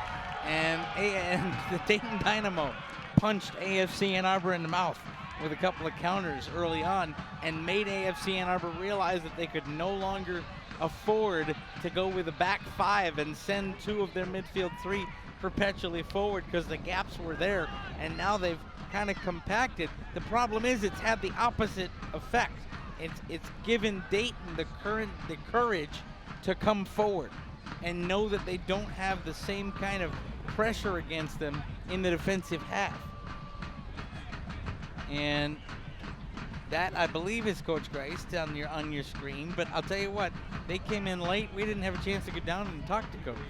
So we know that's a member of the Dayton coaching staff. And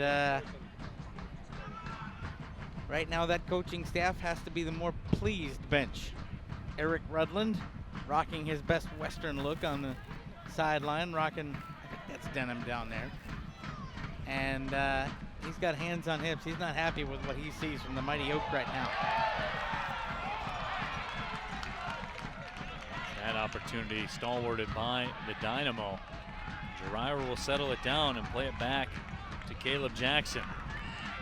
AFC Ann Arbor running around right now. There's not a whole lot of cohesion.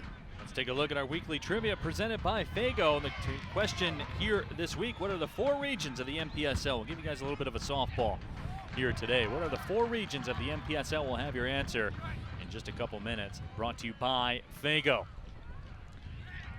And while we give you the chance to answer that trivia question, I want to say hello to one of our favorite followers on Twitter. It's at Abby's Name.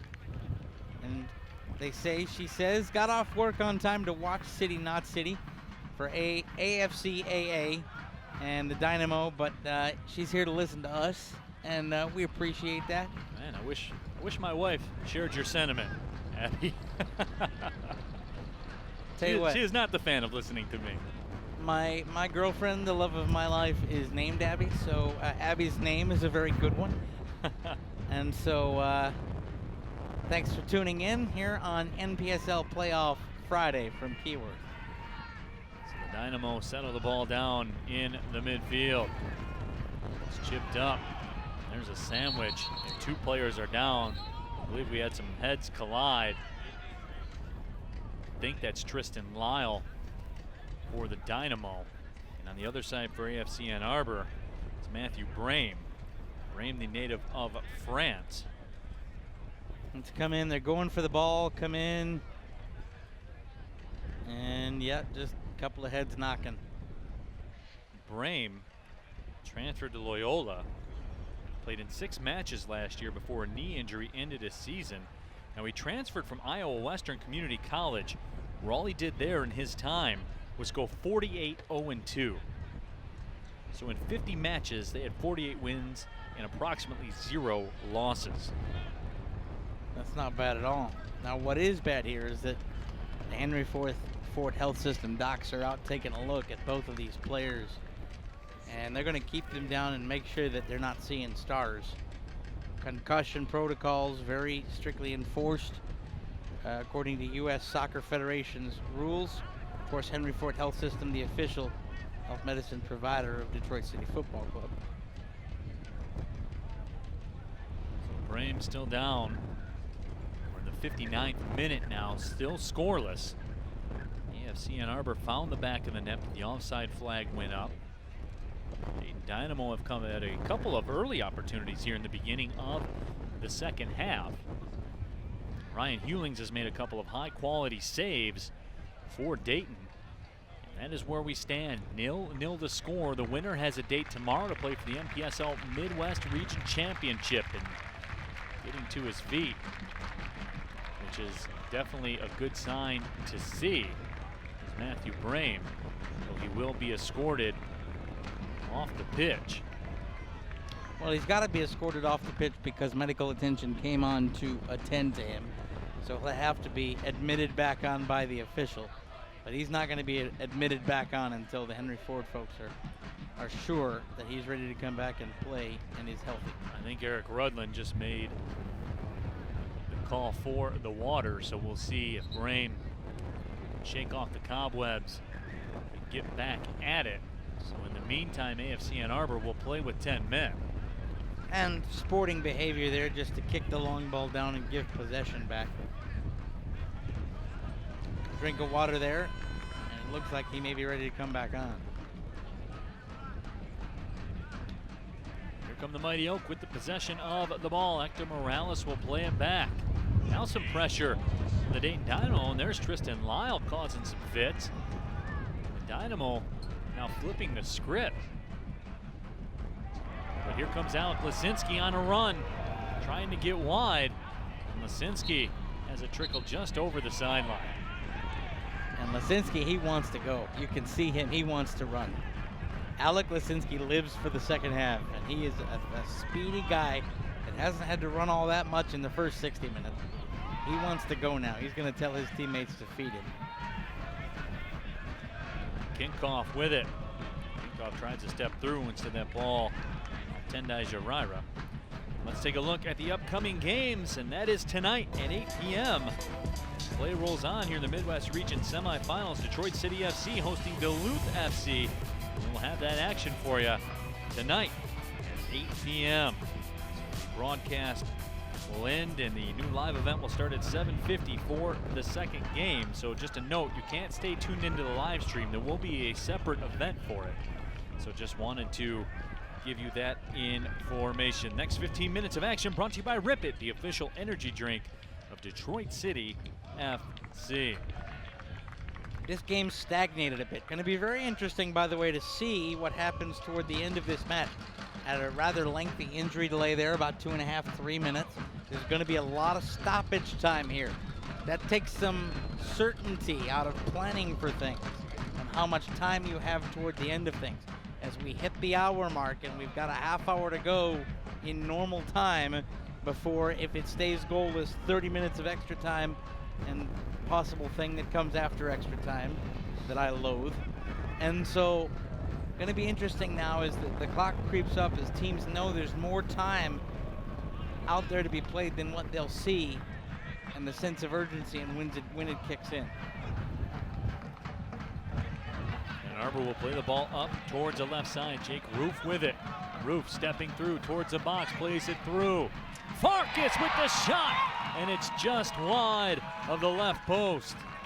Farkas took 1 second too long. He needed to turn and fire, and he settled that ball down, and he was moved a little bit off the ball. Watch, turn, took one touch, and go.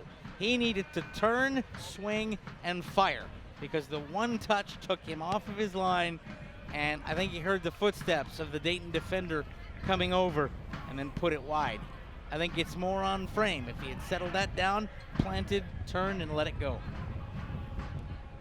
Ball played up the left side. There's Tate Robertson trying to make a run and catch up with it. Now Robertson will gain the possession.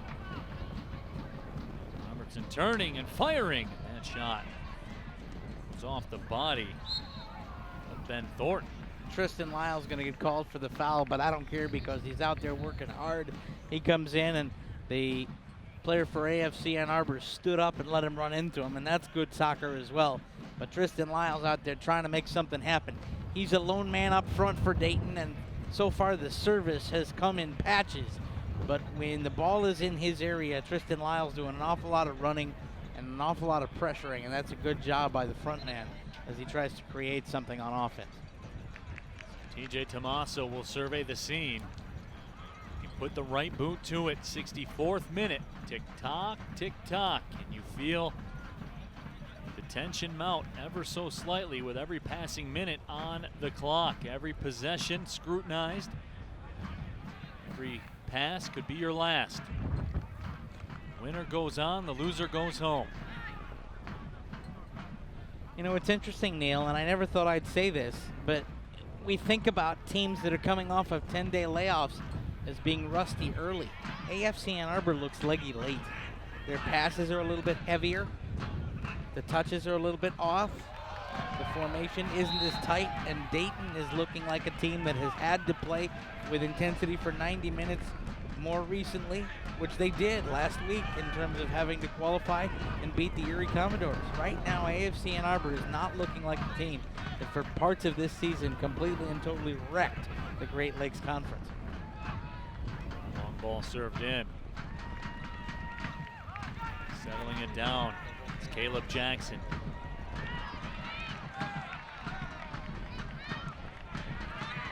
On the move, sending it up ahead with the right foot is Jake Roof. Just not where he wanted it to be, and it's played out again. Tempe Jirira taken down. That foul will be called, but our partner likes to say professional foul there by Matt Kinkoff. He was exposed and eliminated the threat. Yeah, and he's going to get a talking to, and we'll see whether he gets a book it. So they sent a referee, and to her credit, she's holding her own. Tori Pinso holding her own. Now a yellow card will be issued. That's for dissent. That's going to go to Matthew Brame. Oh, hang on, Matthew. You're about ready to earn yourself a red. He got that booking for dissent because she was giving a talking to a player. He wanted a booking for the professional foul, and Brame came over and opened his yap. And Tori Pinso shut it for him with a yellow for dissent, and then he applauded and clapped at her. And there are some referees who would have given yellow again. So Mr. Brame is very lucky to still be on the pitch. Let's see, as a substitution, the first of the game about to happen. Quincy Allen will come in. He will replace Yuri Farkas. So Quincy Allen in, Farkas out. Allen also played at Iowa Western Community College. Allen, a player that's good in the air. He can score with both feet. Yuri Farkas certainly had a good run. Much better first half than second half, but he was a force in that first half. He was indeed. But sometimes you run your course. So here we go. You just lock in a little bit more on every set piece. Ball served towards the back post, and a foul is called before anything even gets moving. So James Vaughn's efforts on the free kick are for naught. And that is an absolutely brilliant call by Tori Pinto. Too many times officials let stuff go on those set pieces. And there was a Dayton player that was absolutely decked on that little set piece run by AFC Ann Arbor, and Tori Pinto had her eyes on it like a hawk and made the correct decision. There's a nice interception of the pass by Brame. Brame on the move. Now Klasinski finds Brame. Brame sends it through, left foot shot, another save by Hewlings. Hewlings keeping his team in this game. That is an all-world job to get down and stay with that ball. Ann Arbor bench going crazy for a call as that ball played up into the crowd. And if I'm a Dayton Dynamo fan, I love that. I love the fact that the #1 seed is being forced to whine at the official, because it means that they're the ones that are getting rattled. The more chirping you do at an official, the more the official and the physicality is in your head. Just play the game. Let the officials officiate. Go out and play the game. If AFC Ann Arbor loses this game, it will not be because of Tori Pinto. It will be because they lost this game. And the more whining that Eric Rudland and the AFC Ann Arbor bench does, the better Dayton Dynamo will feel. That ball played high up into the air. Tendai Jiraira again turns and settles it towards midfield. High into the air one more time.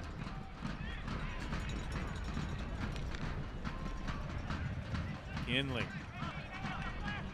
Mowry. Out towards the middle. Ball played up the right side. Kinkoff settles it down. Kinkoff stepping through. To the right side. That ball dropped off for him. Play continues along the sidelines. Jiraira steps over. Cleared up towards the midfield. Let's get the answer to your weekly trivia presented by Fago. This week's question: what are the 4 regions of the NPSL? The answer: the Midwest, West, South, Northeast. That was your weekly trivia presented by Fago. As always, this is a Rock and Rye friendly booth.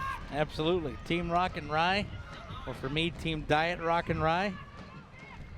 Got a couple of fresh ones sitting at the fridge at home tonight. Ball trickles over to the corner for the corner kick. So here we go. Tate Robertson shields the sun.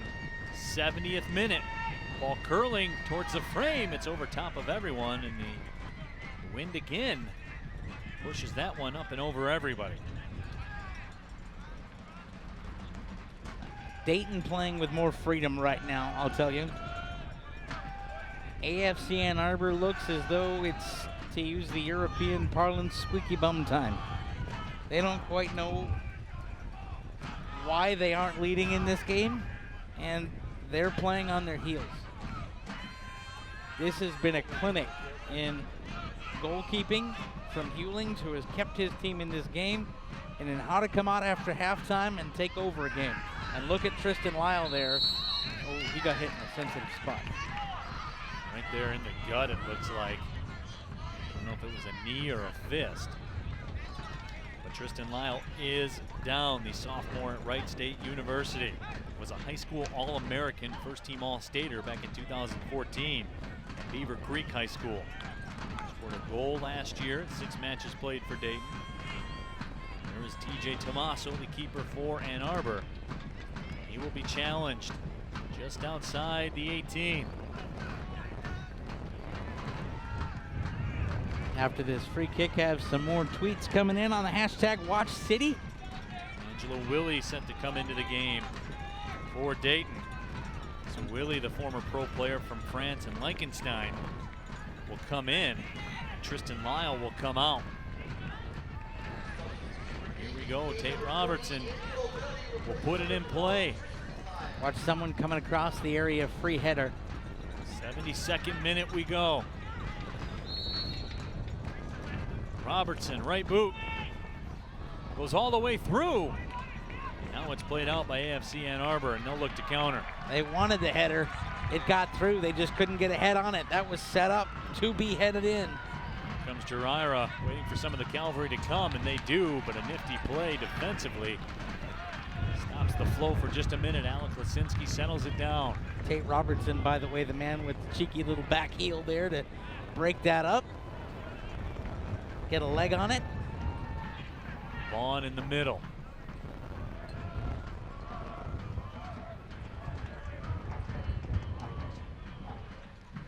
There's Vaughn again. Caleb Jackson through the middle.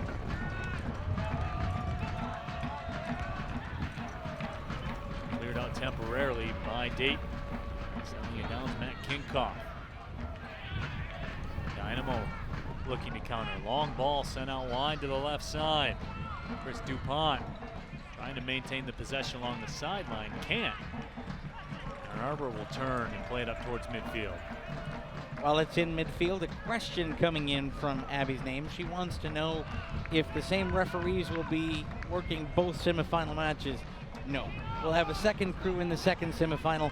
That'd be an awful lot of running, especially if the first semifinal goes to extra time. You'd be asking officiating crews to run for about 210 or more minutes. And so we'll have a second crew for the semifinals and a different crew for tomorrow night's championship game. Dynamo now from the left side. There's a good hesitation. That ball goes all the way through, and it's played out by James Vaughn. They will, however, let our mouths run for 210 minutes here, as we will have the second match for you. Detroit City FC and Duluth FC scheduled for 8 p.m.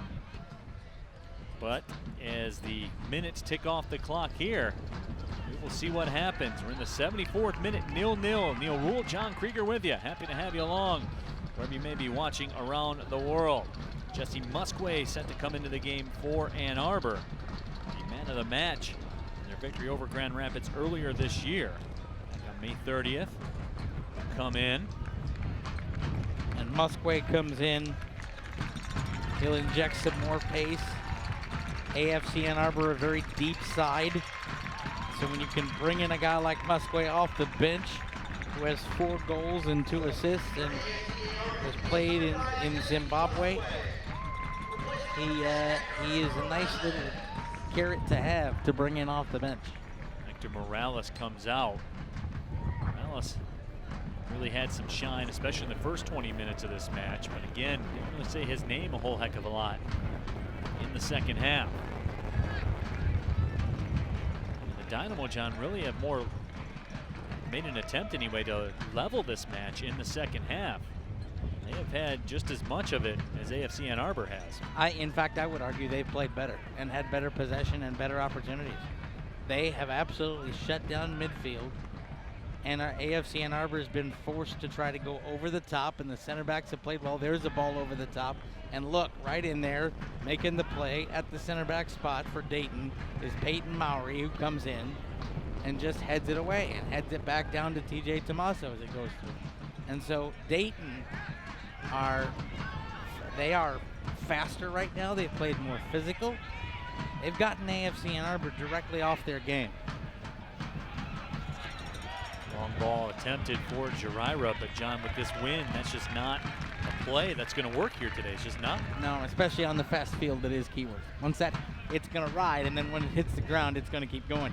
It's interesting always when you're in a tournament format, Neil, as to who you want to see if you're a fan of a team in the second semifinal. And Rob Cole, who's a City fan, tweeting in with the hashtag #WatchCity, you'd think that some City faithful would want the 6th seed to win and knock off the only team to beat you at Keyworth this season. But no, he says, I'm pulling for AFC Ann Arbor. I want to see DCFC get some revenge. So it's interesting to see the mindset of the people that are out there watching. By the way, if you want to tweet into the booth, if you're a Duluth FC fan, a Detroit City fan, a Dayton Dynamo fan, an AFC Ann Arbor fan, you can tweet in using the hashtag we use for City broadcasts. It's #WatchCity. Even though this one's a neutral broadcast, we do answer tweets and questions using the Watch City hashtag.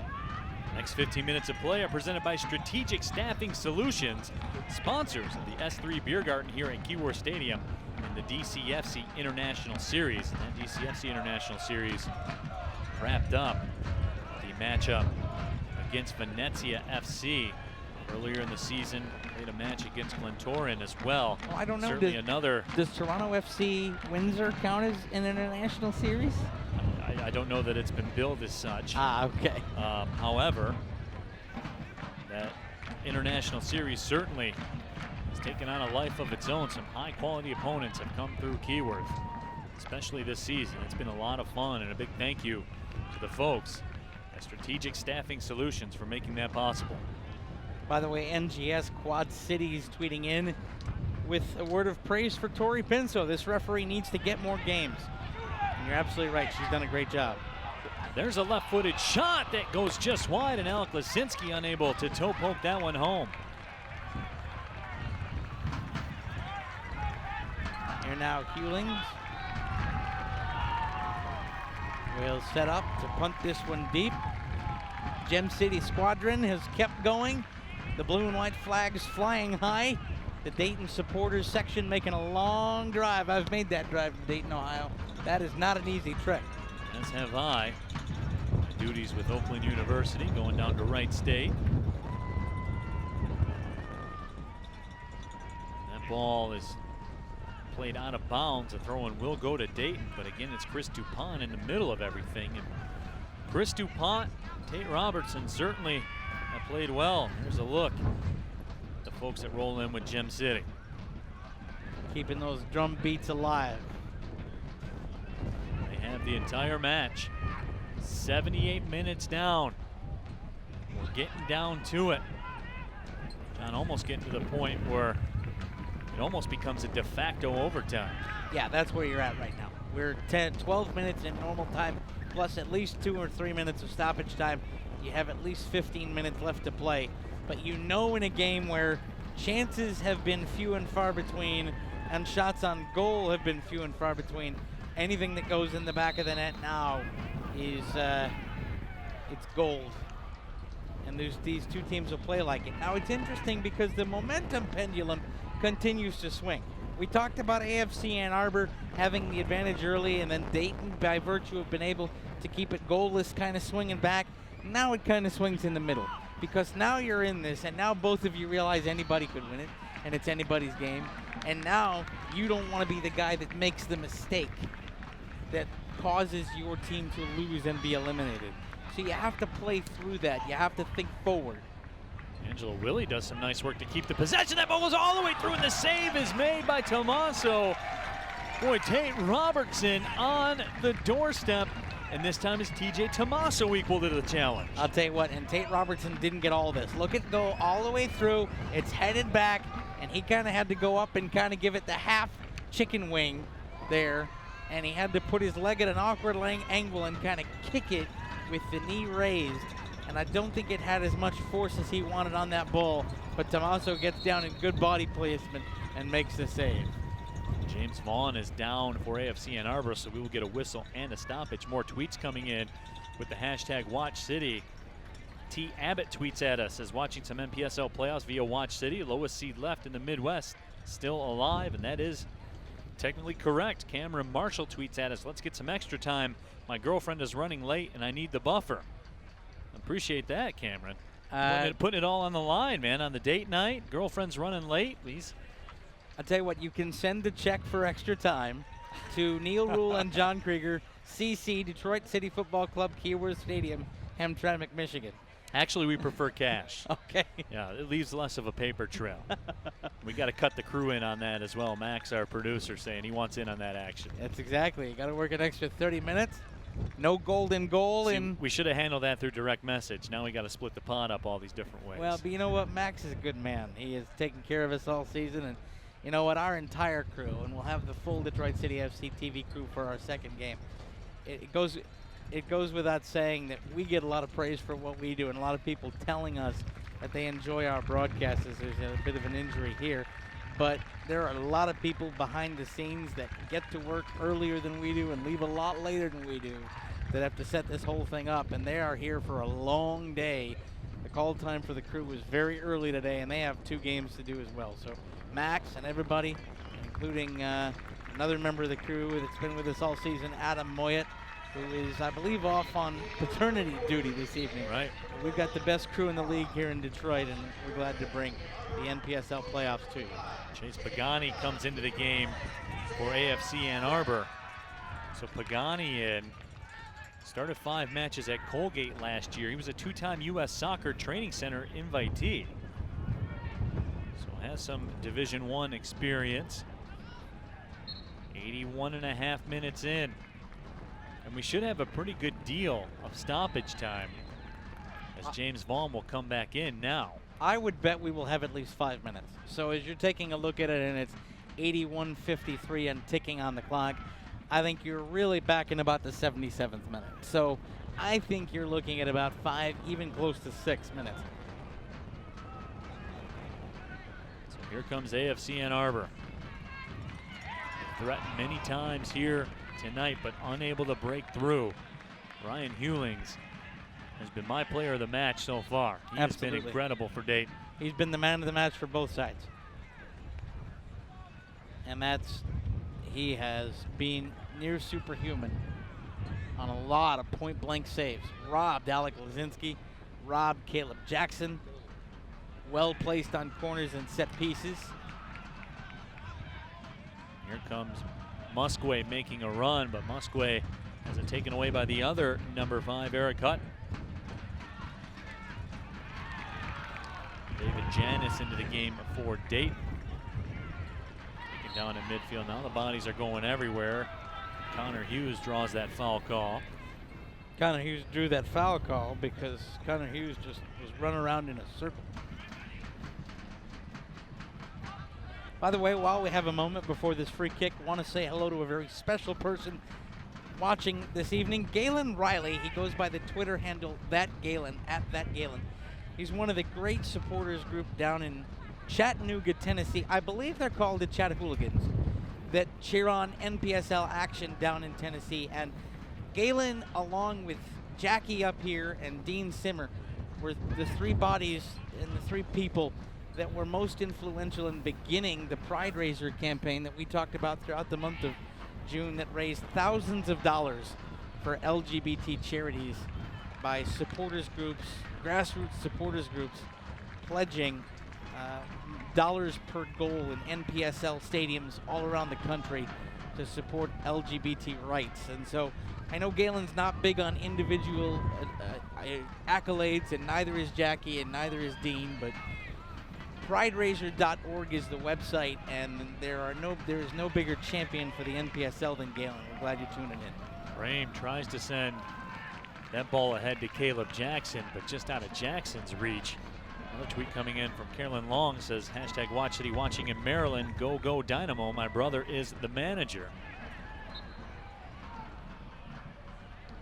That ball whistled down. We will get a restart here in the 85th minute. 0-0 to score. Ball played at David Janis. Janis played at Ohio Northern University. 30 goals, 16 assists, and 64 career starts during his college career. There's Ryan Hewlings. This is what happens in a 0-0 game, Neil. These teams don't want to make a mistake right now. You see how the pace is kind of stagnated just a little bit. Things are kind of moving and meandering through midfield. You've had a couple of offerings and a really good save by Hewlings, but you start to see the midfield clog just a bit. The bodies continue to matriculate towards that midfield, John, as you talked about. A little more congestion there. The wings, however, have a little more available real estate now if somebody wants to make a run, but you're 86 minutes in, the gas tank closer to E than it is to F. And it depends on how much petrol you put in. You know, they say in high school football that championships in November are won actually in August in the two-a-days. And the conditioning that you do all season prepares you for a match like this. And AFC Ann Arbor and Dayton both known for being very, very fit clubs. And so it'll remain to be seen who still has the extra gear. That's a nice ball through, and an even better play coming over. Again, Austin Kinley coming out of his center back spot to send that one to the sideline. Let's see, Allen had it played away from him. Again, it'll be another throw in for AFC Ann Arbor. 27th minute.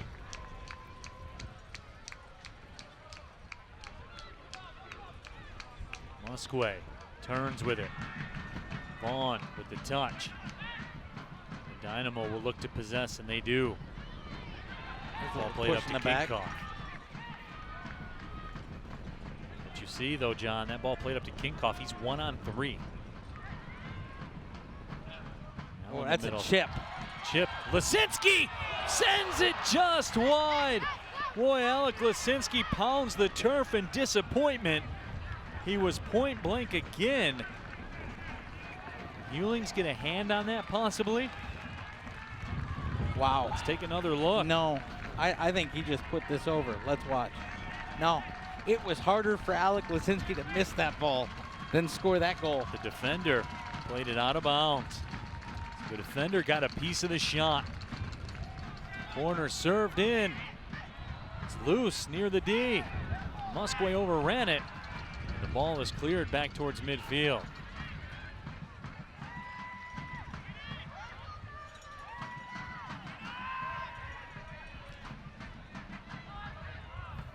So you look at that from AFC Ann Arbor. In the first half, that would have been pinpoint on somebody's boot. That was a more speculative ball and easily handled by the back line for Dayton. Here comes David Janis off the turnover. Janis ahead. Kinkoff unable to catch up with it.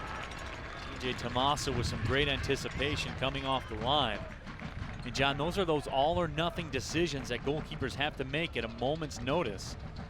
Tommaso made the proper play. Yeah, if you're going to come, you got to come and you got to get it. And he did, and that is someone who knows how to claim his area. And that's why TJ Tommaso has 7 clean sheets. By the way, Neil, we've got supporters groups from all over the country tuning in to us tonight. The latest to chime in on the hashtag Watch City, the Situation Room from FC Buffalo. Send us some chicken wings, will you? That ball played out, and that will actually be off of Tendai Jaraira. Now, another goal kick upcoming. 89th minute we go. You can feel the tension building here in Keyworth Stadium with every tick of the clock. Somebody has a minute of regulation time left in their season. And it's a beautiful ball forward, and Lisinski couldn't get on the end of it. Now, we have, I think, about a minute and a half of actual soccer left, because once you get into that extra time, unless there's a gilt-edged chance, once you get into added time, you almost start to see the teams take their foot off the gas just a touch. Neither team has to chase the game. They know 30 minutes of extra time is in the offing. Gives them a chance to kind of hit the reset button. There comes a point when, unless the ball falls through and you can put that perfect pass on, you're almost resigned to the fact that you're going to have to go the extra 30. So, very interesting. And by the way, that throws a monkey wrench into the entirety of all 4 teams participating, because these 2 teams, if they go extra time, would have to deal with the added expense of energy.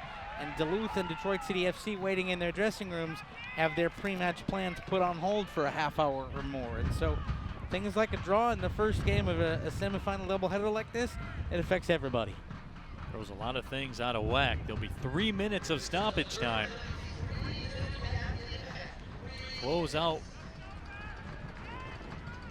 the second half of action.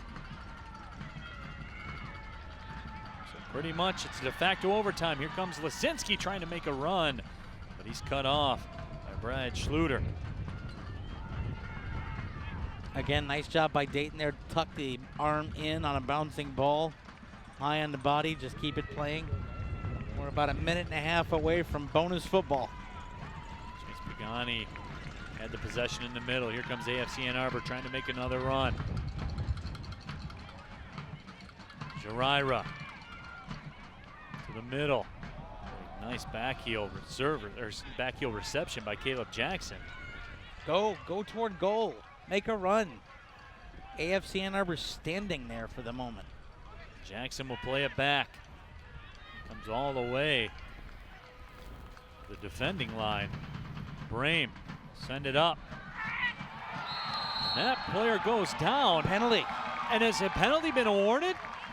Or is she saying outside the area and just pointing that way? I thought she pointed near the spot. Because I don't think that happened inside the box. Okay. So it will be a free kick just inside the D. All right, she was pointing the way of the free kick, and it looked from our optics like she was giving a penalty. Instead, it's just outside the D. Wesley Allen taken down just outside the box. So here's a dangerous scenario. James Vaughn over as the wall will get lined up.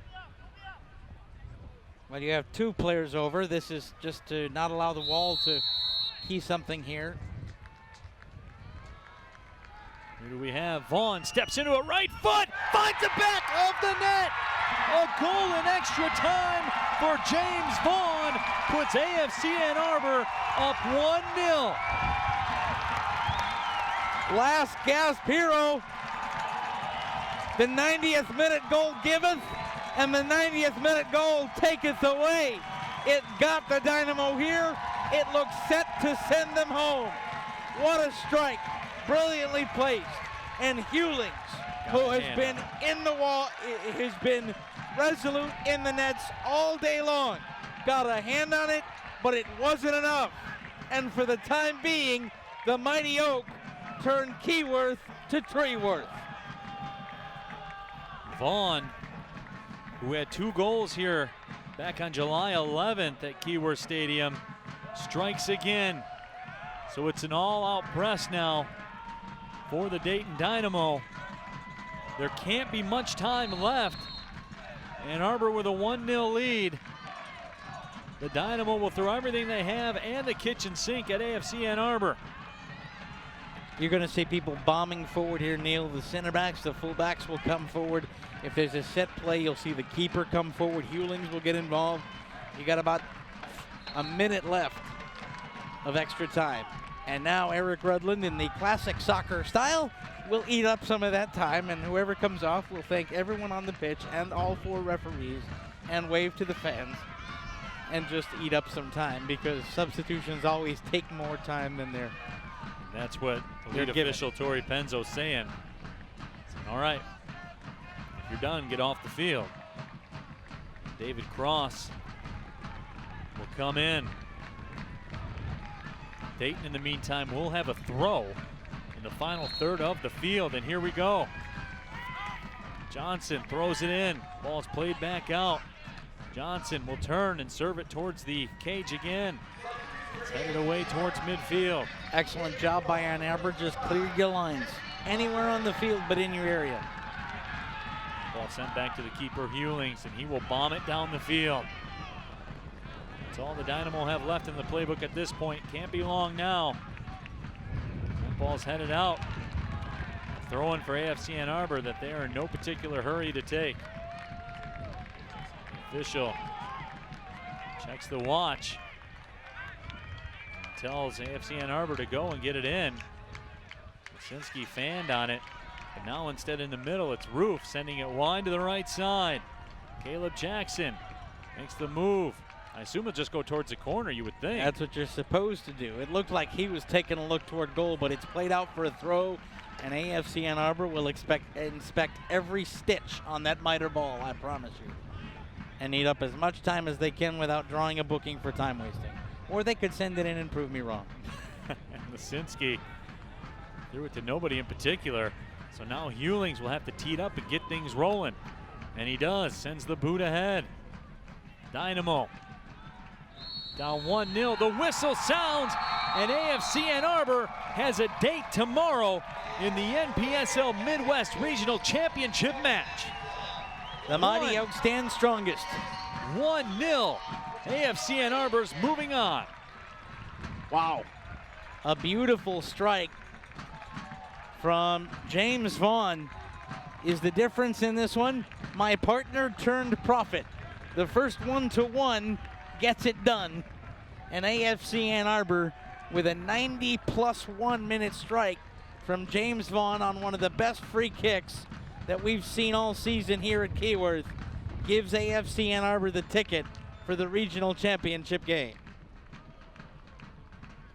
So 1-0 AFC Ann Arbor gets the win. And let's take a look at the updated NPSL Midwest Region bracket. There you see the 1 seed is all the way through. And they will sit and watch Duluth FC and Detroit City FC to see who the opponent will be tomorrow at 7:30 p.m. right here at Keyworth. James Vaughn, the hero, the Mighty Oak moving on. They will play for a Midwest Region Championship. So, from our broadcast partner John Krieger and our entire crew, this is Neil Rule reminding you one final time, AFC Ann Arbor with a James Vaughn strike ekes out a 1-0 win over the Dayton Dynamo. Thank you for watching, everybody. Well, see you later.